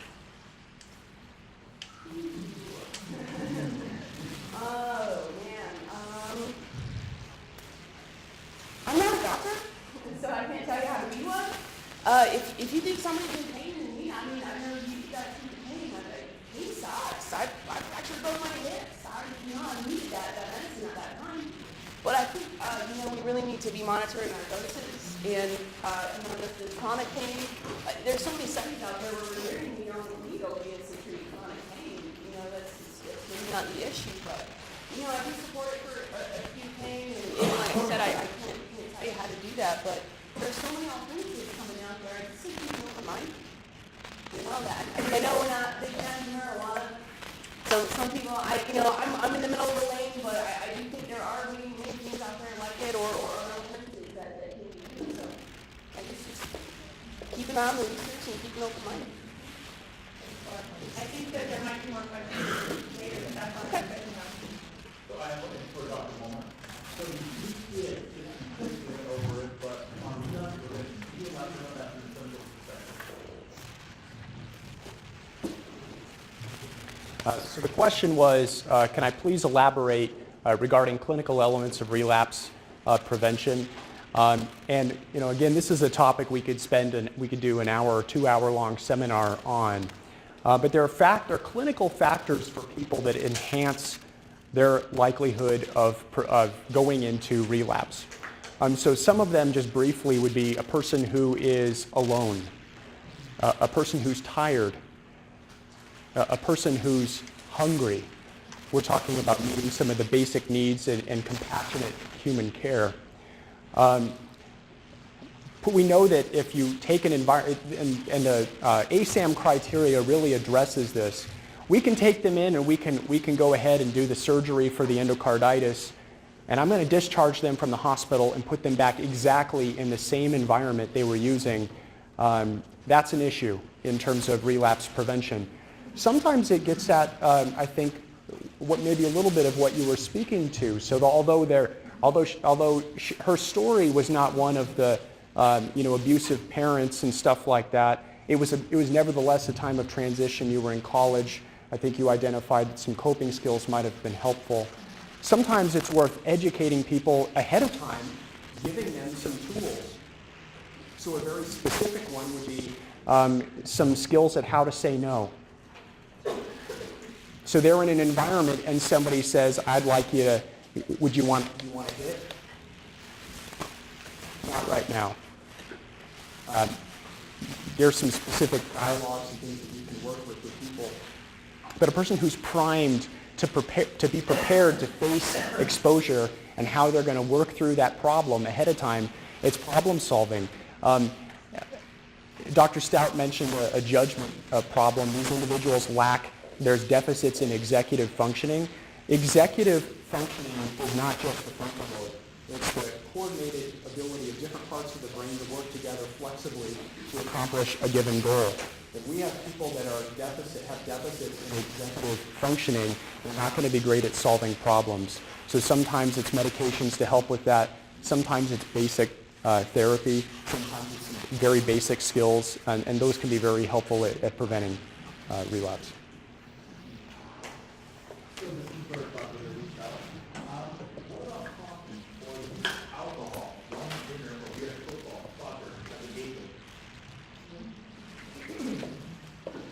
Okay. Yeah. All right, coffee, first of all. Coffee. There's actually some research showing that low doses of caffeine are actually good for your brain. Good for the learning and memory part of your brain. This is small doses, so I've never been an advocate of total caffeine abstinence, but I actually have seen people abuse caffeine, and it can be a relapse factor. It can also be, I think, a gateway. If a kid is using high-dose energy drinks constantly, drinking them all day long, that could prime your brain. And in circles, we often put people on caffeine bans because we see people drinking massive amounts of caffeine as a substitute for the drug they have to stop. So that's the caffeine. Alcohol, yes. All these can be gateway drugs. Alcohol is a gateway drug. Tobacco is a gateway drug. Marijuana is a gateway drug. Alcohol you really have to work at to get addicted to it, though. And I think that's part of the issue. This is why in adolescence it's not a good thing. But as somebody, as an adult, there absolutely are studies showing you that alcohol in small doses is good for you. Lowers your cholesterol, lowers your triglycerides. And so drinking 1 to 2 glasses of red wine a day, there's studies showing that that's a positive thing. So people drinking socially is not a problem. In adolescence, drinking can be a gateway drug because it can start priming the brain, affecting brain development.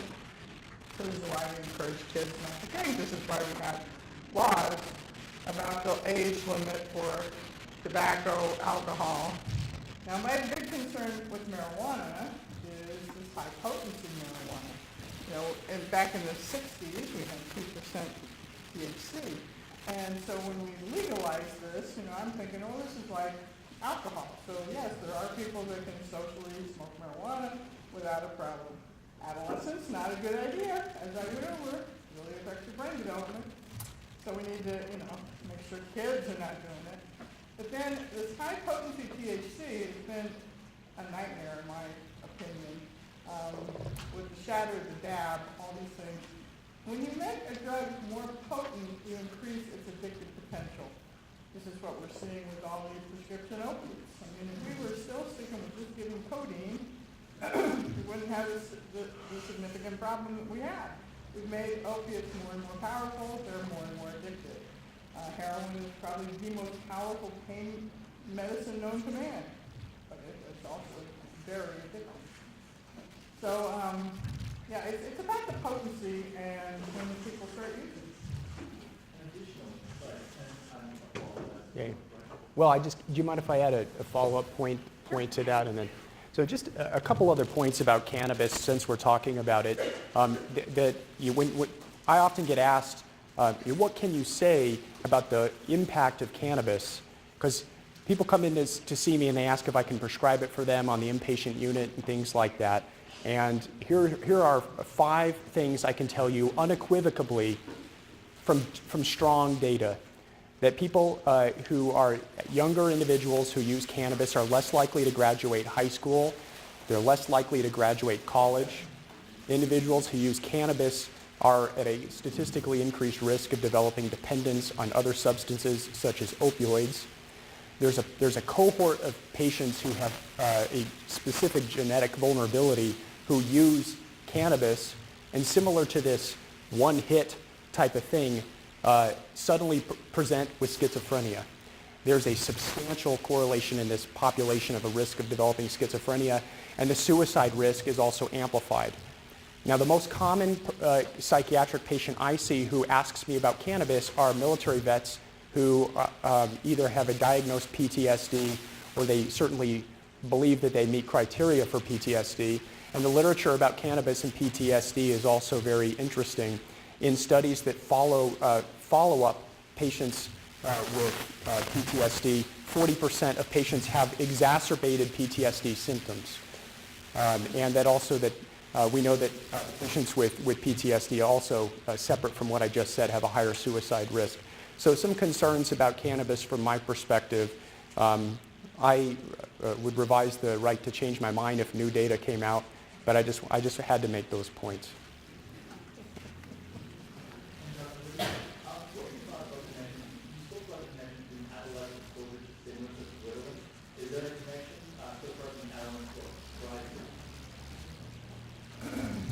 Yes, the literature is very mixed on this. The risk of being prescribed stimulants and then developing addiction. For a long time, the literature was supporting the fact that, well, if we just treat ADHD, then we won't have all this addiction problem. I don't see that at all. Pretty much every methamphetamine addict we've treated at Circle has a history of being on Ritalin or Adderall as a child. I think the piece people are missing that pediatricians and people that work in this field really need to think about is doing ACEs scores. So I think the adverse childhood experience scores need to be done in every doctor's practice.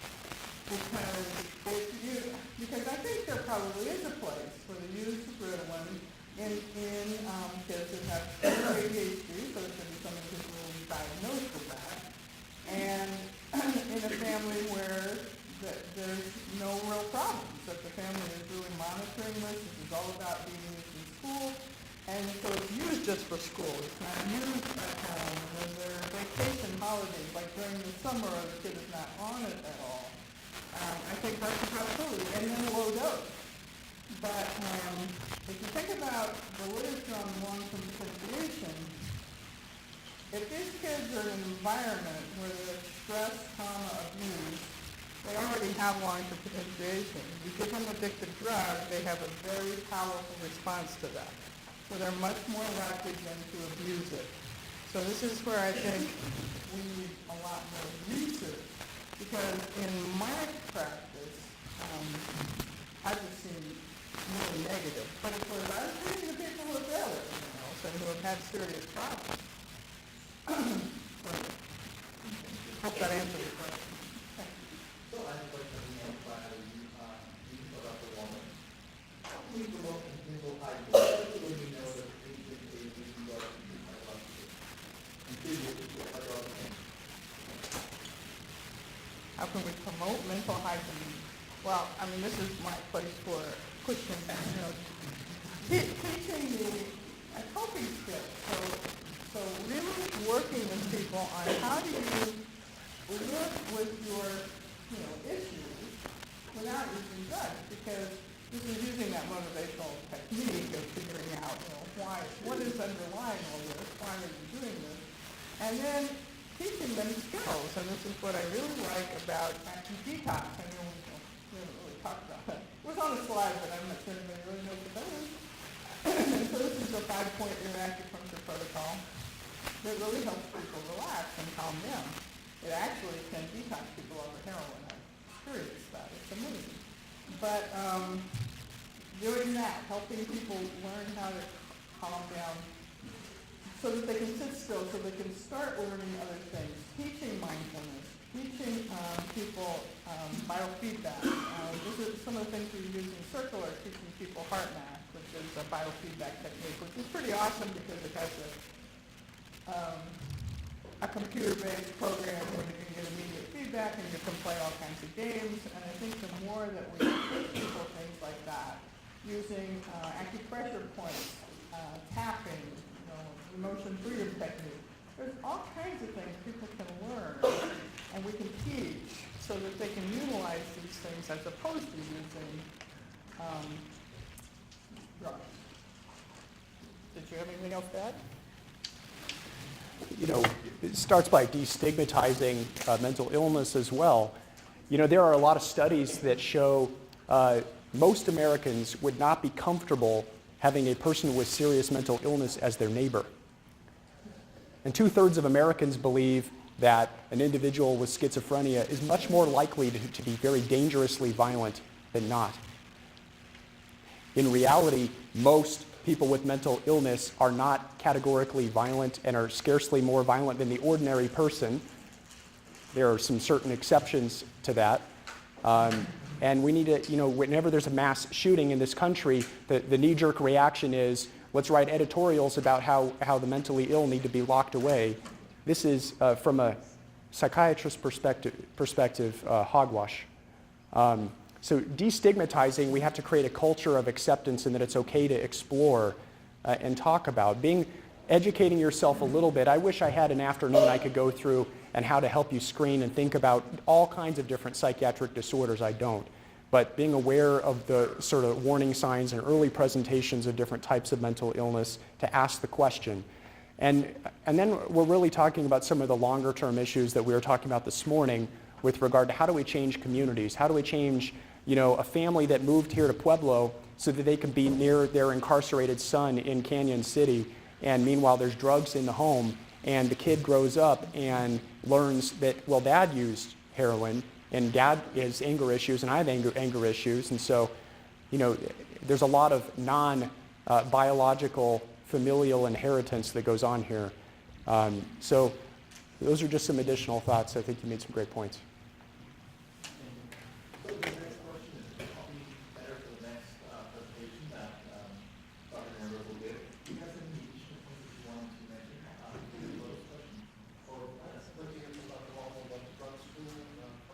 Oh, thanks for bringing that up. So regarding the drug screen, just a couple of points that there are different types of drug screens. The typical one that's utilized, the fairly rapid-acting one, does have, you'll see there's a lot of different points of view in the literature about this with regard to the, you can take a drug screen to the bank. No, there's inherently high rates of false positive and false negatives.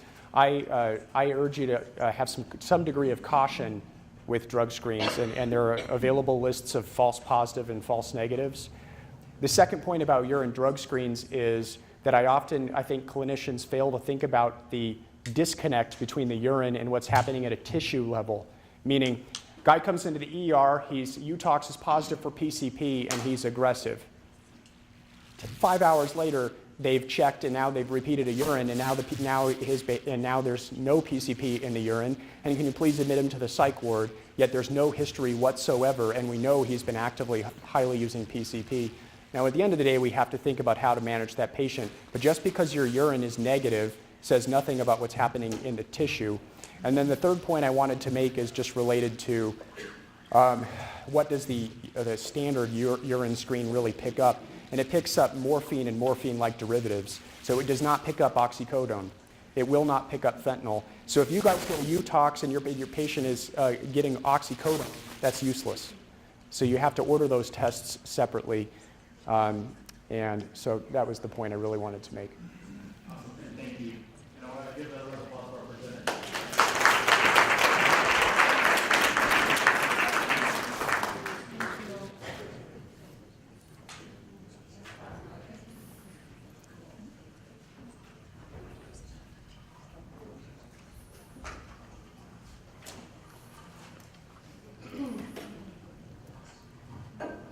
Our next speaker, am I on? Our next speaker is Dr. Mike Nuremberg. He is residency trained, board certified ED physician. Retired in 2012 after 24 years at Parkview Medical Center. Just after retirement, more work began. He was commissioned into Pueblo City County Board of Health in 2013.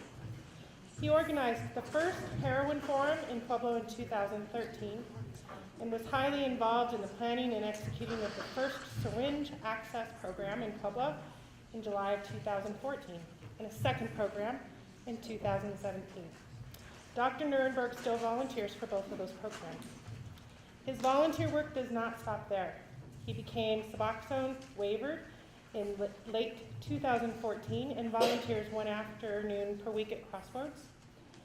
He is one of the founders of Pueblo Citizens Heroin Task Force, including its related action forums, and continues involvement with that effort. He was appointed to the Governor's HIV Commission and to the People Who Inject Drugs subgroup in 2015. He joined the Governor's Consortium on Opiate and Prescription Drug Abuse and Prevention, serving on the treatment and heroin subgroups. He dedicated time to assisting Senator Garcia's SB 74, and testified at the Senate and House committee meetings to help with its passage. He serves on the jail task force with particular interest in the treatment center. Dr. Nuremberg clearly does not have enough to do, and he is starting another project to help develop a new addiction service organization to help people at all stages of addiction based on harm reduction principles. I am certain that he meets himself coming in the door as he is going out the door and is redefining retirement. Please join me in welcoming Dr. Mike Nuremberg. Do you want to hold it, or do you need to I tend to wave my arms around, so I'm not sure how that'll go.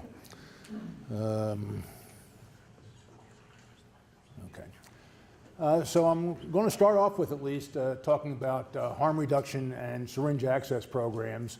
And part of the reason is syringe access programs are harm reduction based. That's their primary purpose. And so you ought to know a little something about the harm reduction aspect of that. There's a lot of misconceptions about harm reduction. One of the things is that people think it's an either or thing. You can go online and Google treatment, and you'll see things comparing harm reduction treatment versus abstinence treatment. And it's just not like that. Abstinence is the ultimate harm reduction, but abstinence is very difficult to obtain and to keep. Laura is doing great. 2 years in, you know, I congratulate her. Not everybody does that. I saw a lady at the needle exchange who told us that she'd been clean for 17 years. And then life happened and she's back at the needle exchange. She only there a few times and we haven't seen her again. And so what I'm hoping was that was a slip, not a relapse, and slips happen all the time, okay? So what is harm reduction?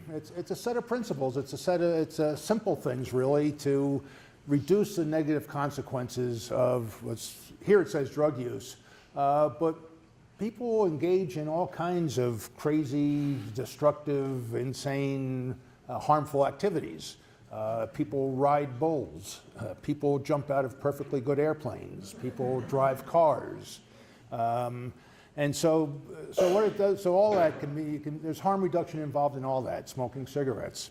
And it takes a number of strategies to work at that. So we've tried to find what is the harm that's going on and try to deal with that aspect. So for example, with injection drug use, what are the harms of injection drug use? Well, overdose, and you talk about overdose prevention. There's the infectious diseases, HIV and Hep C in particular. I don't know how many people in the town in here have heard of the town of Austin, Indiana. I see a few heads nodding. Anybody else? Austin, Indiana. Austin, Indiana, a small town, southeastern Indiana, near the Kentucky border. A town of about 4,200 people. 5% of acute HIV cases. In Pueblo, that would be, what, 5,000 people, HIV cases, from syringe sharing. And so what they did about that was, first thing they did about that was got Mike Pence to approve a syringe access program in the area. And so the thing about it is it meets people where they are. And that's one of the keys, in my opinion, in dealing with addiction, is you got to meet people where they are. Not everybody's ready to quit when you first start interacting with them. Even after a long period of time, they might not be ready. It's a stutter step process of people starting and stopping and starting and stopping, reaching toward it. Well, if in the meantime they catch HIV or Hep C or get endocarditis from reusing needles or anything else, it really doesn't leave you in a good position for when they do finally get ready to try to do something. And so it just really helps them deal at the level that they're at. And that's where you got to start. Okay, so let's see what I did there.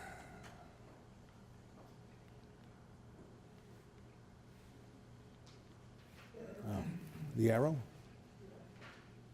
No, it's not working. Which one? Sorry. Yeah. Yeah, it's not going. Oh, they're good. There it went. Or you can go back the other way. Well, now I just turned it off altogether. Here, give me a, help me out there, Leo.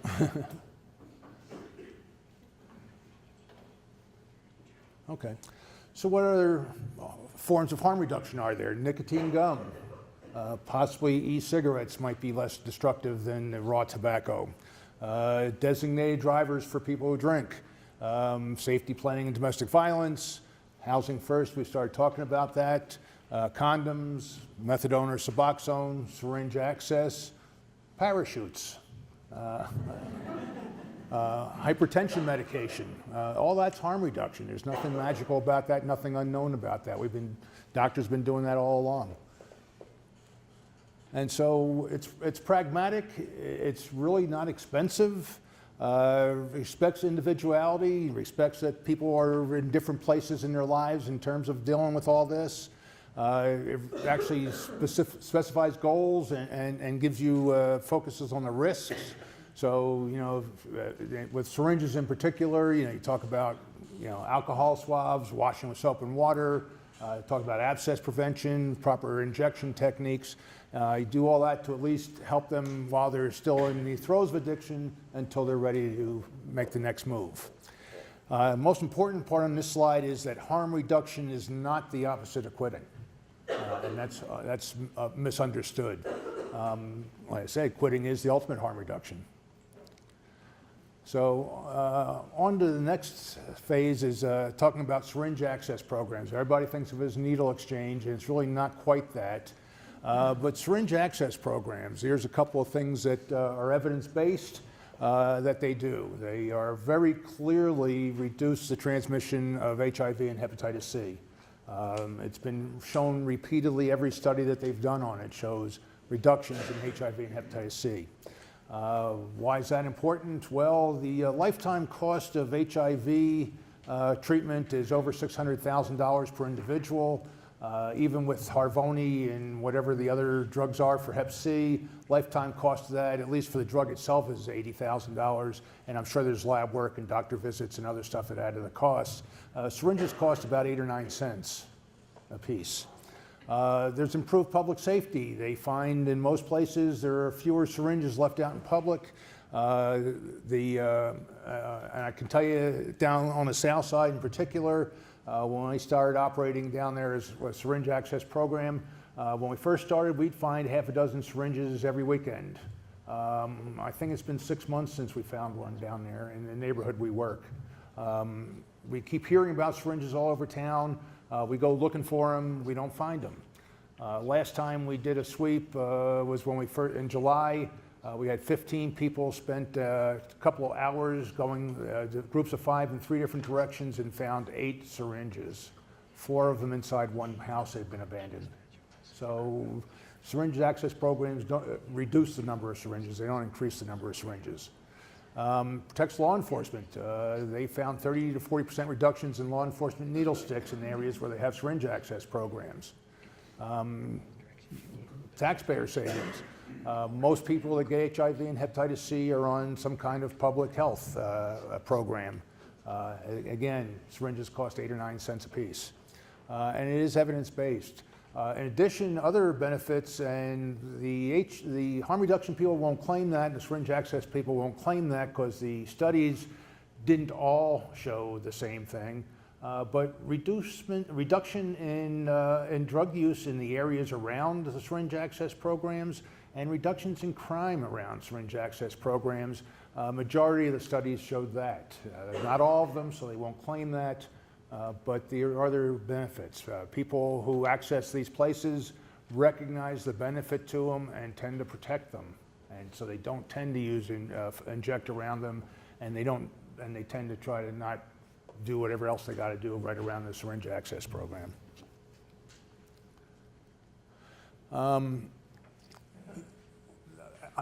Most of you have probably seen this slide. I love this slide. So the first one, okay, you see how clean and sharp the unused syringe is? That one's not quite as sharp. One use, and it's already a little blunt, and there's a little bit of debris here. That's, I suspect, probably dry blood in there. People used to teach people to bleach their needles. That doesn't work. It just gets superficial blood. If it's clotted up on there, it sits there until you inject it into you, and then the HIV virus is in there. 6 uses, and people are still trying to use these. You can imagine what that does to your skin, to your vein, you know, what gets carried in with a needle like that.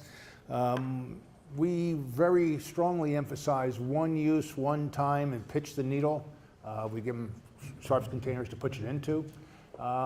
We think we're seeing fewer abscesses. I know I'm seeing fewer of them at the syringe access programs. We used to see, you know, all the time. I think I'm seeing fewer of them. Some of our clients have noticed it, that they feel like they're getting fewer of them. And it's, again, it's that emphasis on one syringe, one time, and then get rid of it. Vein care is important because if they use up all their veins, then they start doing less safe means of injection. Muscling and sub-Q. I don't know if any of you ever seen those big plaques of inflammatory muscle tissue in people who've done that. It can really get bad, and that's even worse than injecting IV. And just saw yesterday a notification of a second case of wound botulism in Colorado, secondary to injection, mostly either sub-Q or intramuscular, of black tar heroin. It's less likely to happen if they injected IV, and so you want to protect their veins. If they use up their veins, they start looking for more dangerous veins. One of the first people from the needle exchange that went into treatment from the exchange, I showed him where his last vein was. He'd been a long time user, and he came in, I don't know where to go. You know, he's been using everything up. I found a vein for him that he used for about 5 days. He came back in the next week. I told him I wasn't going to show him where the dangerous veins were. I wasn't going to show him the pocket shot. I wasn't going to show him peristernal vein or any of those kinds of things. And the next week there, he came in and said, where can I go? What can I do? I need to get into treatment. I can't do this anymore. And it was a real, quick progression on that. And so maintaining their veins at least maintains at least a kind of a safety. But you don't want them doing IM or sub-Q on this because it really leads to other bad problems. Oops. Okay, what do we do? Get asked about enabling a lot, okay? My snotty answer, and I can be snotty, many of you who know me know that, is that they're already able. They know how, and they're not asking us for permission, they're doing it. And so we're not enabling anything. What we're enabling them is to try to stay as safe as possible while they're in the throes of their illness, disease, condition, whatever it is we want to define it, while they're in the throes of that and really don't have a lot of choice in the matter, they're beyond that choice stage, to keep them safe in the meantime. It's hard to help somebody and help save somebody if they're dead or near dead or have lost parts. It really gets a lot harder to help them. So I enable them to use safely, to give me time and to give them time to then start to think about the next steps. That leads to the secondary benefit of syringe access programs, the sort of unanticipated benefits. And if you work one of those and come regularly and watch the people who come through, when they first get there, the first time they get there, they're not sure they want to be there. They're not sure why they're there. A lot of them are dragged in by other friends who've come to know that we are who we say we are. One of the first questions that you can read in their mind is, are we sure they're not 5-0? Are the police across the street watching me come in and out this door? Why am I doing this? And their eyes are down. They don't make eye contact. They aren't sure they want to give us the little tiny bit of anonymous information we do need to start working with them. And that's where they start the first time. By the time they come 4, 5, 6 times, obviously you see a change in them. They're heads up, they're smiling, they're coming in, they know they're safe. They know there's a respite from the street here for a few minutes. They know we mean what we say and we treat them like people, which almost all of them are. So a few of them are more colorful than others of them, but we treat them like people. And now it's kind of a positive event. And that's when some of the conversations start, okay? They're not talking to me the first time, and I don't talk to them. I don't ask them, I don't suggest to them. I think one time I said, gee, we could get you in treatment if you wanted to do that. And she was pregnant out to here, and that's why I brought the subject up. Other than that, I wait for them, they come talk to me. Last Saturday, we saw 75 people. 7 of them were brand new. We had 8, between the 2 of us were doing that, we had 8 conversations about people saying, where can I go? How do I quit? Tell me about the 3 medications. What would you recommend to that? Where do you think I have the best shot of getting started at? Those kinds of conversations. That doesn't mean they're going to follow up, and I might have the same conversation with them a week later. But I've also had people, oh yeah, this is my last time, I'm starting at the mark next week. I found this methadone clinic. I'm quitting. I had one quit because what motivated her to quit was having to remember it was Friday when we had the needle exchange. And that's what motivated her. And she came in, I believed her because she could tell me how long she'd been clean. 1 year, 1 month, and 14 days.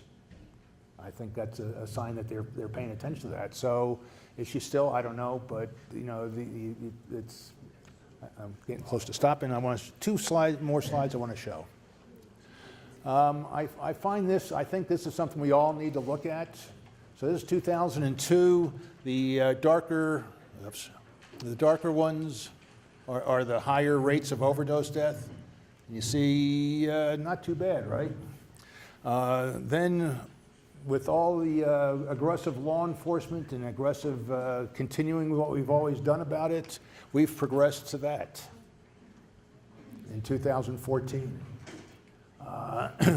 In 2015, it's not any better. You already saw some numbers about ER use and everything else. Anyone else you talk to in town, any social service, cooperative care, Catholic charities, all those places tell it's getting worse, they're seeing more, and the needle exchanges are too.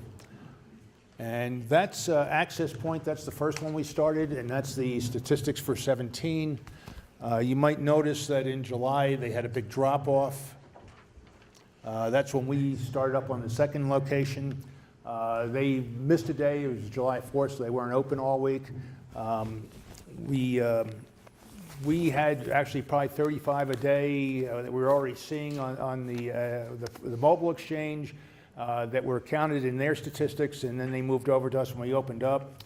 And I can tell you that in July, the new place saw 282 clients, so you add that to 261.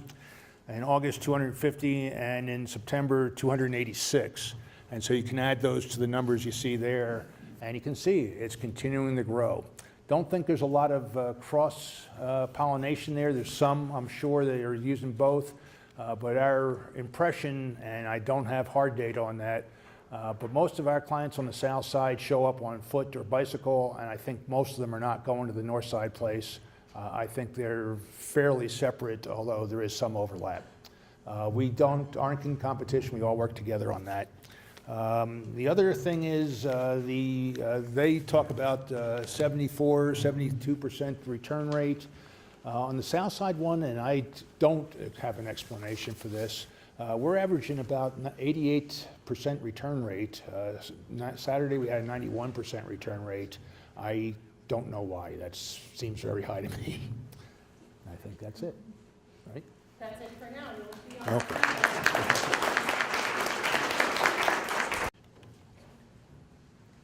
Our next presenter is Chris McMahon. I'm sorry, McMahon. McMahon. He's the proud father of 2 daughters, both in nursing school, and the grandfather to an amazing young man. He has been in emergency medical services for 26 years, starting as a volunteer in Broward County. He was a host of KDZA's radio talk show sponsored by AMR called Heartbeat Colorado.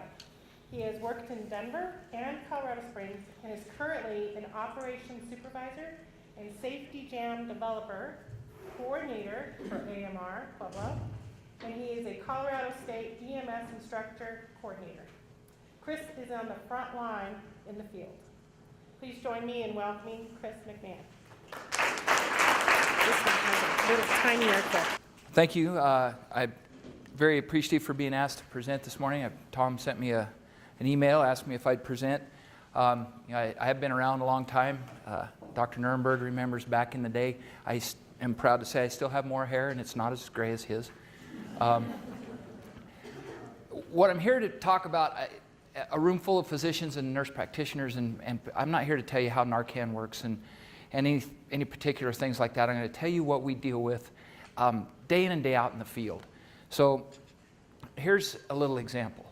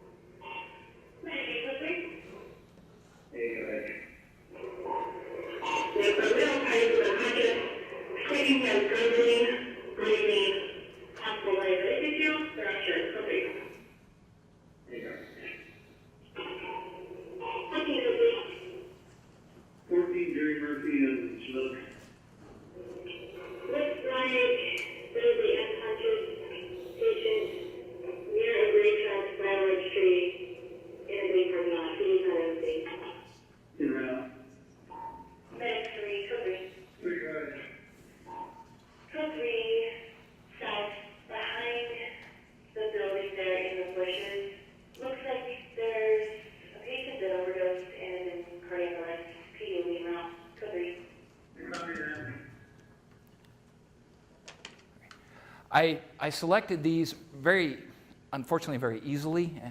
Our CS coordinator asked her, I said, give me some calls that Narcan's been given. These were over about a 6-week period, and it was just a random shot. It's unfortunate that we can easily find calls like this. The one that was a possible diabetic problem, multiple ways that they're dispatched, people don't know what they're calling in all the time. Every one of these patients received Narcan, and they were all either a narcotic or heroin overdose. So a little bit of numbers, what we deal with here in Pueblo. Over 1,100 calls for opiate overdoses yearly. So this is various levels of opiate overdoses. This can also include pills, whether you're dealing with Vicodin, prescription narcotics, things like that, as well as the heroin. And the one thing that I've noticed in 26 years in EMS here in Pueblo and the Front Range is we've seen kind of a change. When I started years ago, I started with a little company called Alert, and we would run heroin overdoses on occasion. We'd get a bad batch of heroin through.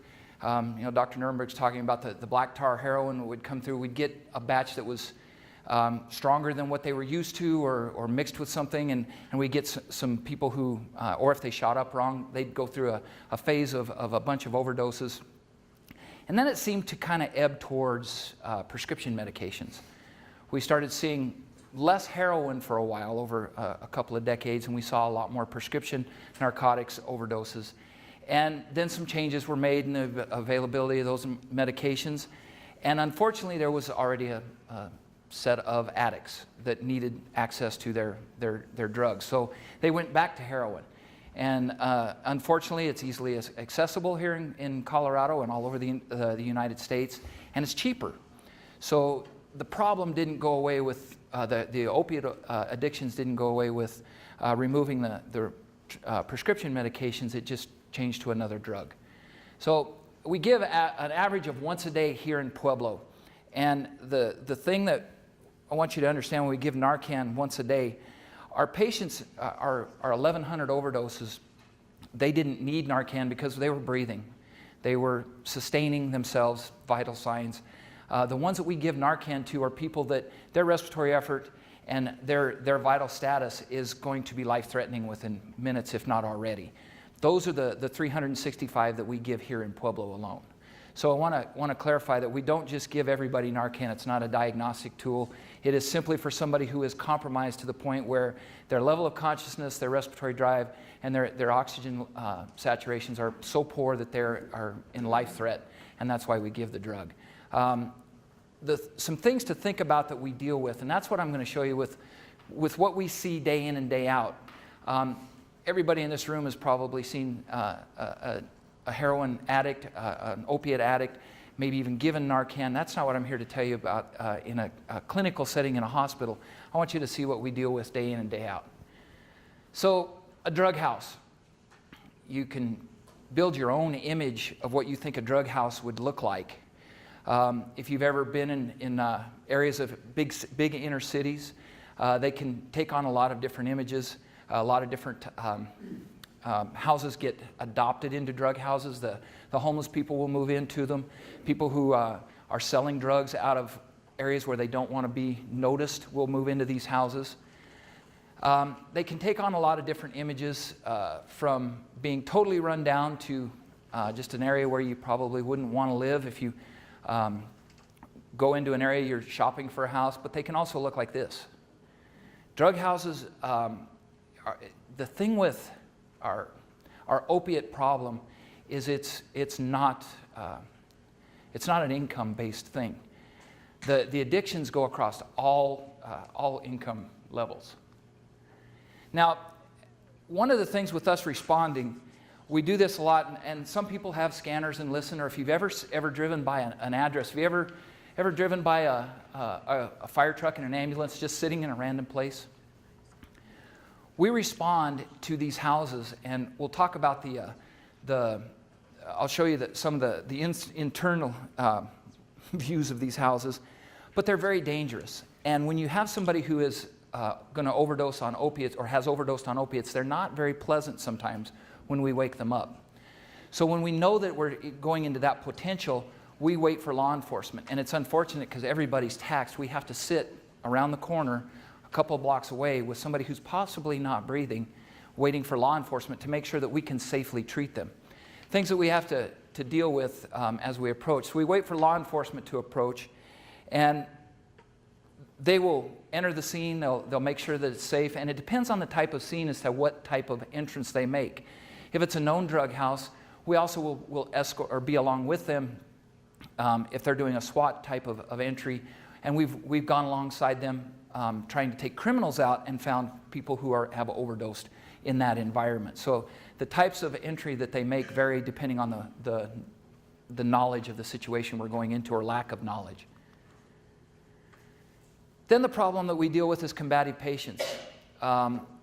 These folks don't necessarily like that we've ruined their high, or just their mental status as they're coming out of being unconscious. They're hypoxic, their mental status of not knowing what's going on, and they're strange people in their home or in their environment, and they fight out against us. And we have to protect ourselves as well as the patient so that we can treat them. And if you think of anybody who's been in an emergency room setting or in a hospital setting when you've got 8 or 10 people with a nice big room and a bed that you can bring security in and control them, we have to do this in the back of an ambulance moving down the road with 2 or 3 people.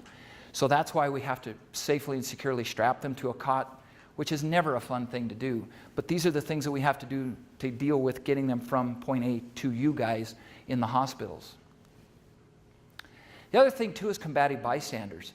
We deal a lot with the environment around the overdose folks that they may not like law enforcement. You know, I'm not dressed in my uniform today, but we look similar to law enforcement. They may look at us as a threat.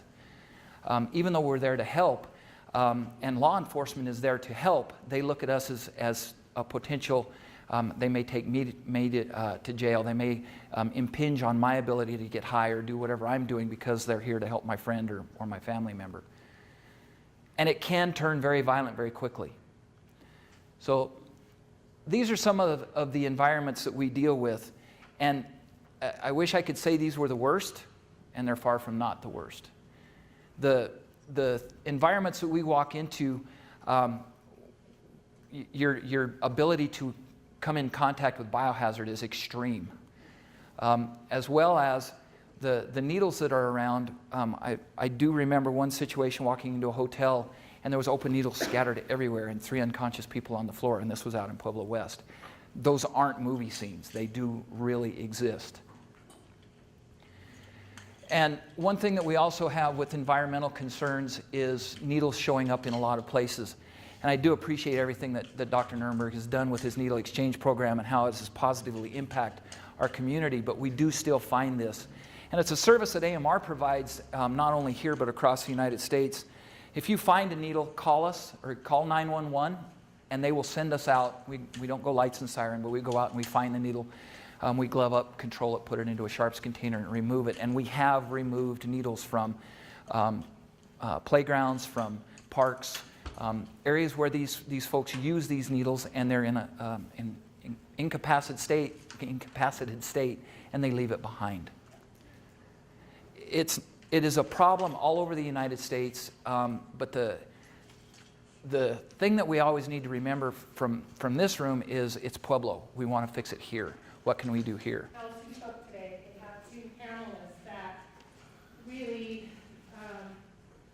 see probably the worst that it gets. Is that right? Down there at street level, yeah. Street level, it's a different place. And I bet that every time you think that you've seen the worst it's going to get, it gets worse. The numbers are going up.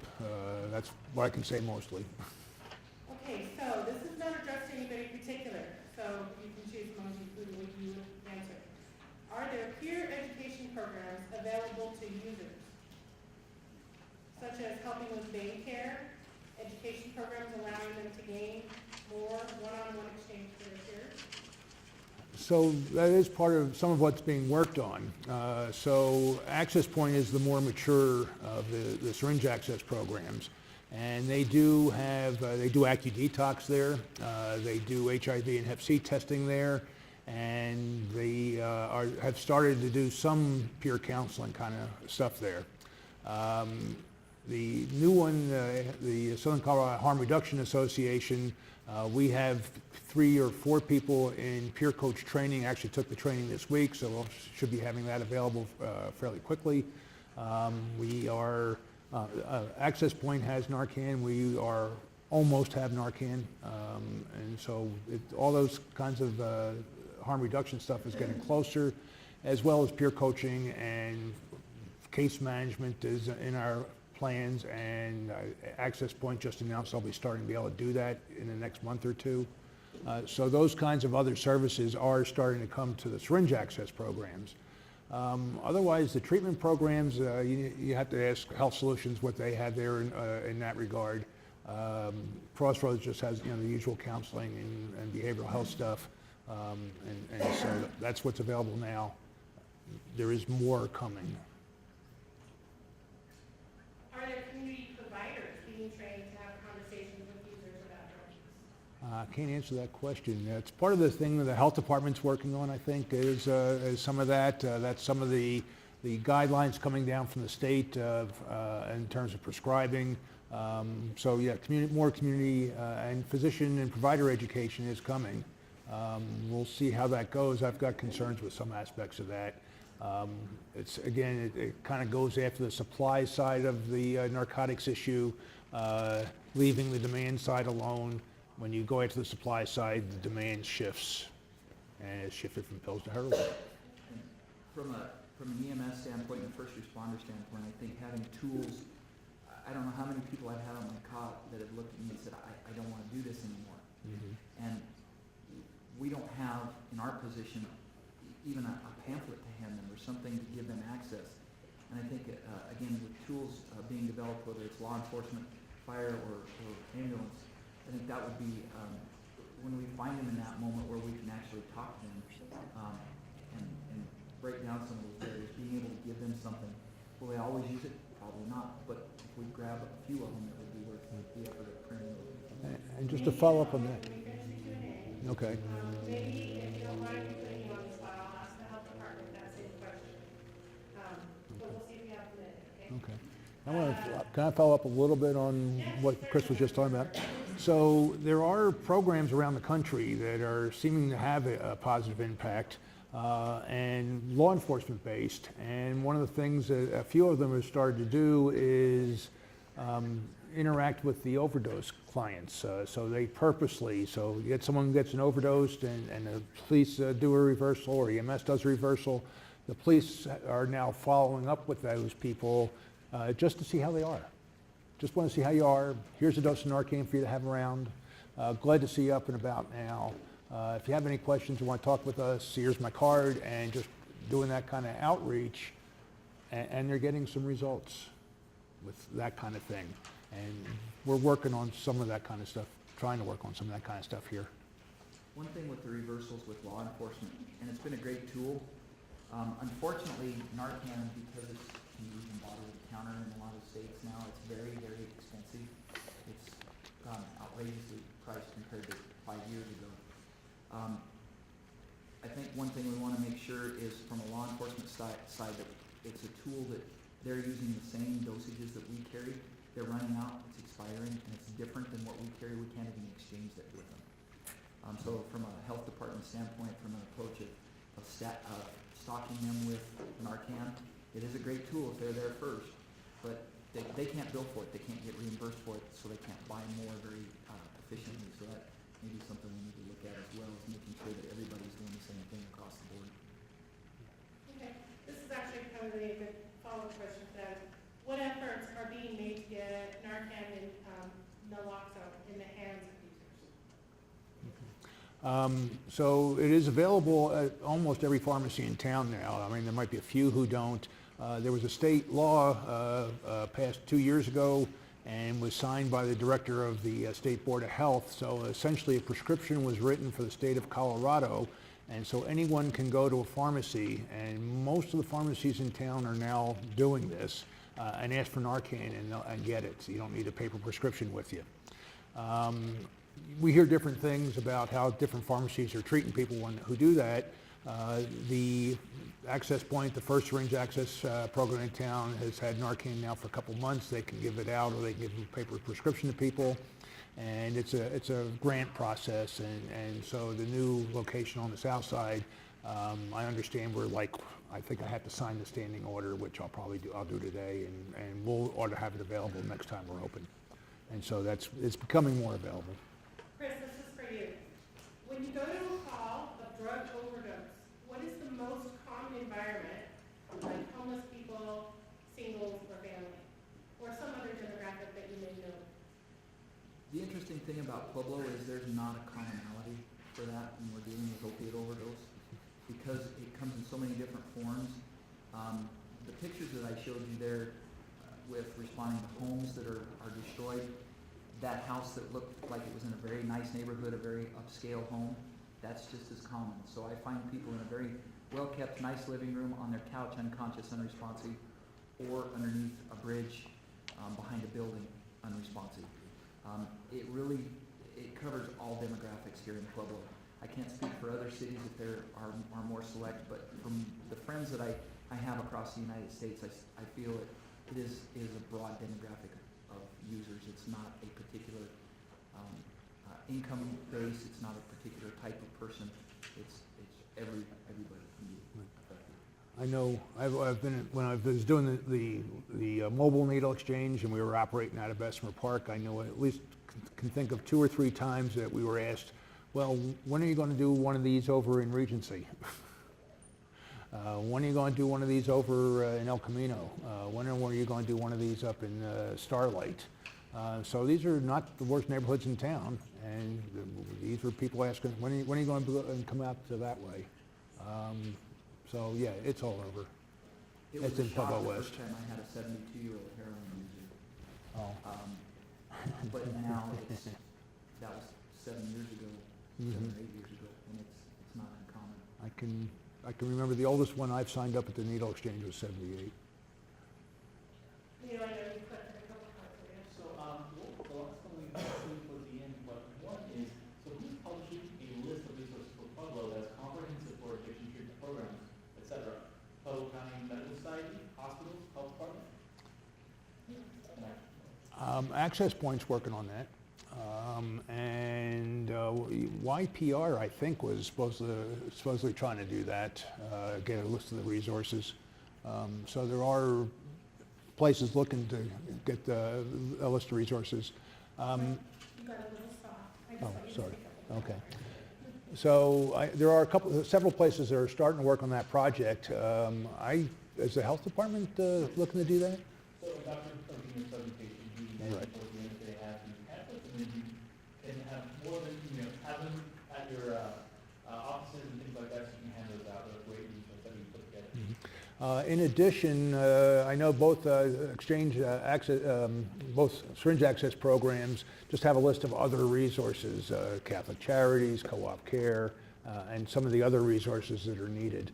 One's to be hoped for, and if it passes, the jail rebuild issue, they are talking about a treatment center part of that. Actually, I think that's going to be I'm hoping that's going to be a services center, not specifically a treatment center, which will house all those kinds of locations, all those offices, all those helping agencies. Yeah, quick interjection there. A lot of times we have these lists and we just hand them to patients, but most of these people that's work with. And if you are referring patients for treatment, number one, you should get them seen, like making an appointment. Number two, you should actually know what that experience is like. Because I'm familiar with places where you can send a patient and nothing happens, they get a recording, and that's the end. And so those two guidelines. Do help them get their appointment, number one. Number two, know what happens after they hit the appointment. Because it might really suck and you might not want to send the next patient.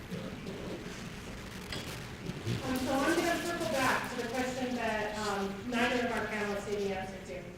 How are community providers being trained to have conversations with users about drug use? And for anybody that doesn't know, Sylvia Proud is the director of the Pueblo City County Health Department. Hi, this has been a great conference, and thank you to all the speakers who have spoken. But in terms of the health department efforts in addressing receive a small grant, it's a 3-year grant, we're hoping it will continue to address this issue and work with our providers in our community on resources that are available, conversations that we have with your patients, but you guys know your patients best. And we have some pamphlets and provider guides that we can distribute to all of you, and those are available. Dr. Urbina has been going out to provider visits, as well as Leo and Lynn and Tessa. They are trying to make those efforts. They've been a part of this to open up the conversation so we all can work together and address it better. Thank you. We have another question, because there's another topic I do want to kind of talk about for a minute. Well, you get 2 minutes to talk Okay. about that. So, Whatever it is. okay. So the question was asked earlier about pregnant women and Subutex. So Suboxone, buprenorphine, and naloxone are both Schedule B, Category B in pregnancy. So I'm not entirely sure why you can't use Suboxone in pregnancy, other than maybe it's use 2 ingredients where 1 would do. But Suboxone, Subutex is shown safe and effective. I've had, in fact, that's all we're taking at my little clinic right now is pregnant women. I've had, I think, 4 deliver in the last 3 or 4 weeks. I've had people come 36 and 37 weeks gestation and got them inducted on the Suboxone, and they did well at delivery, and their babies all did well. It almost seems a little unnatural how well all the babies have done that my patients have delivered. I encourage breastfeeding. There's some myths about that. Breastfeeding is encouraged by the experts on this. The baby was starting to get dumpy. My breast milk came in. I fed the baby went to sleep, and then I went home this morning. So it is encouraged. It is useful. If you really think about it, a little bit gets into the breast milk. It's not that well absorbed orally, and so it's not that well absorbed out of the stomach. But it gets into that time and then the breast. We've had none of my patients have had a single issue in this. Only had one who didn't breastfeed. They put the baby on methadone. It took, I think 10 days to wean the baby off the methadone, and that baby's doing fine. But all my breastfeeding Suboxone moms, the babies have all done great. I've had some, one of them's approaching 3 years old now.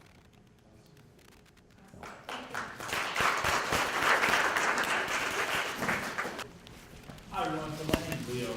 I'm a project specialist for the Post-Acute Health Department. I'm also an employee at Parkview, and I'm also a core employee social advocate for the digital report. I represent children who've kind of been displaced in the system. And like many of you, I've seen this issue from different perspectives. There's so many different ways you can go at this, and it's really, it's really good to see this group of caring, compassionate individuals here when you don't have to be here. I had to be here, but it's great to see all you guys here. Additionally, I have this last question I wanted to say for now, and it was, how can I, as a citizen, local provider, or agency, participate in the follow-up coalition? So as you heard Dr. Nierenberg talk about the Heroin Task Force, there's also different organizations here around the city. There's needle change and things like that. And so the health department as well, which was spoken about, is we have a grant that will last for few years, and we hope to kind of extend that as well. But we want to make something lasting. We want to kind of bring together all of the coalition, all the efforts that have been made so far, and bring them all together to make one great impact. So we have your information. So please allow us to kind of contact you, or you can contact us if you have any suggestions or anything like what you think would help. Your participation, it can be from simply just giving us an idea of what your beliefs are, or actually kind of being really involved in all the way up to legislation, if you really have that motivation to help us with that. So we would greatly appreciate anything and everything. Thank you. Thank you, Leo. So thank you all for being here. This was an amazing symposium. I want to especially thank our speakers. Laura, that was a powerful presentation. Thank you for representing that side of recovery. I think that's really personal and powerful. Chris from the field, all our physician members that spoke, they're all volunteers. Thank you all for coming. Now for a call to action. What can we do as physician members in our community? What I'd like you to do, if you're a nurse practitioner, PA, or physician willing to give 4 or more hours a month to get a Suboxone training and a waiver, please put your information like I did on a card, your name, your phone number, and your email address, and give it to Dr. Gogarty in the back, or you can also give it to me or Cheryl. And the other option is if you want to think about it later, you can always email Dr. Gogarty at wsgogarty, that's Gogarty at gmail.com. And we have a great facility at Health Solutions with plenty of hours and plenty of patients to take care of. And as Laura pointed out, we need physicians. We need MAT. We have to. We have, less than 10 people doing Suboxone in our county with thousands of dependent patients that need our help. So I challenge you to take that seriously and volunteer. One more note, Dr. Shin is past president of Pueblo County Medical Society 2006, and she's a surgeon and also writing a book on instant pain ease, how to eliminate acute and chronic pain with simple hand techniques. It's coming out in December. She's happy to give those present here electronic free copy if you're interested. There's a sign-up thing in the back, but also watch for a newsletter on her as a member on the move, since this is such an interesting non-opiate way to treat pain. And thanks for coming. Appreciate the collaboration with the Pueblo City County Health Department. This has been a really unique, enjoyable collaboration, and thanks for coming. Have a great day.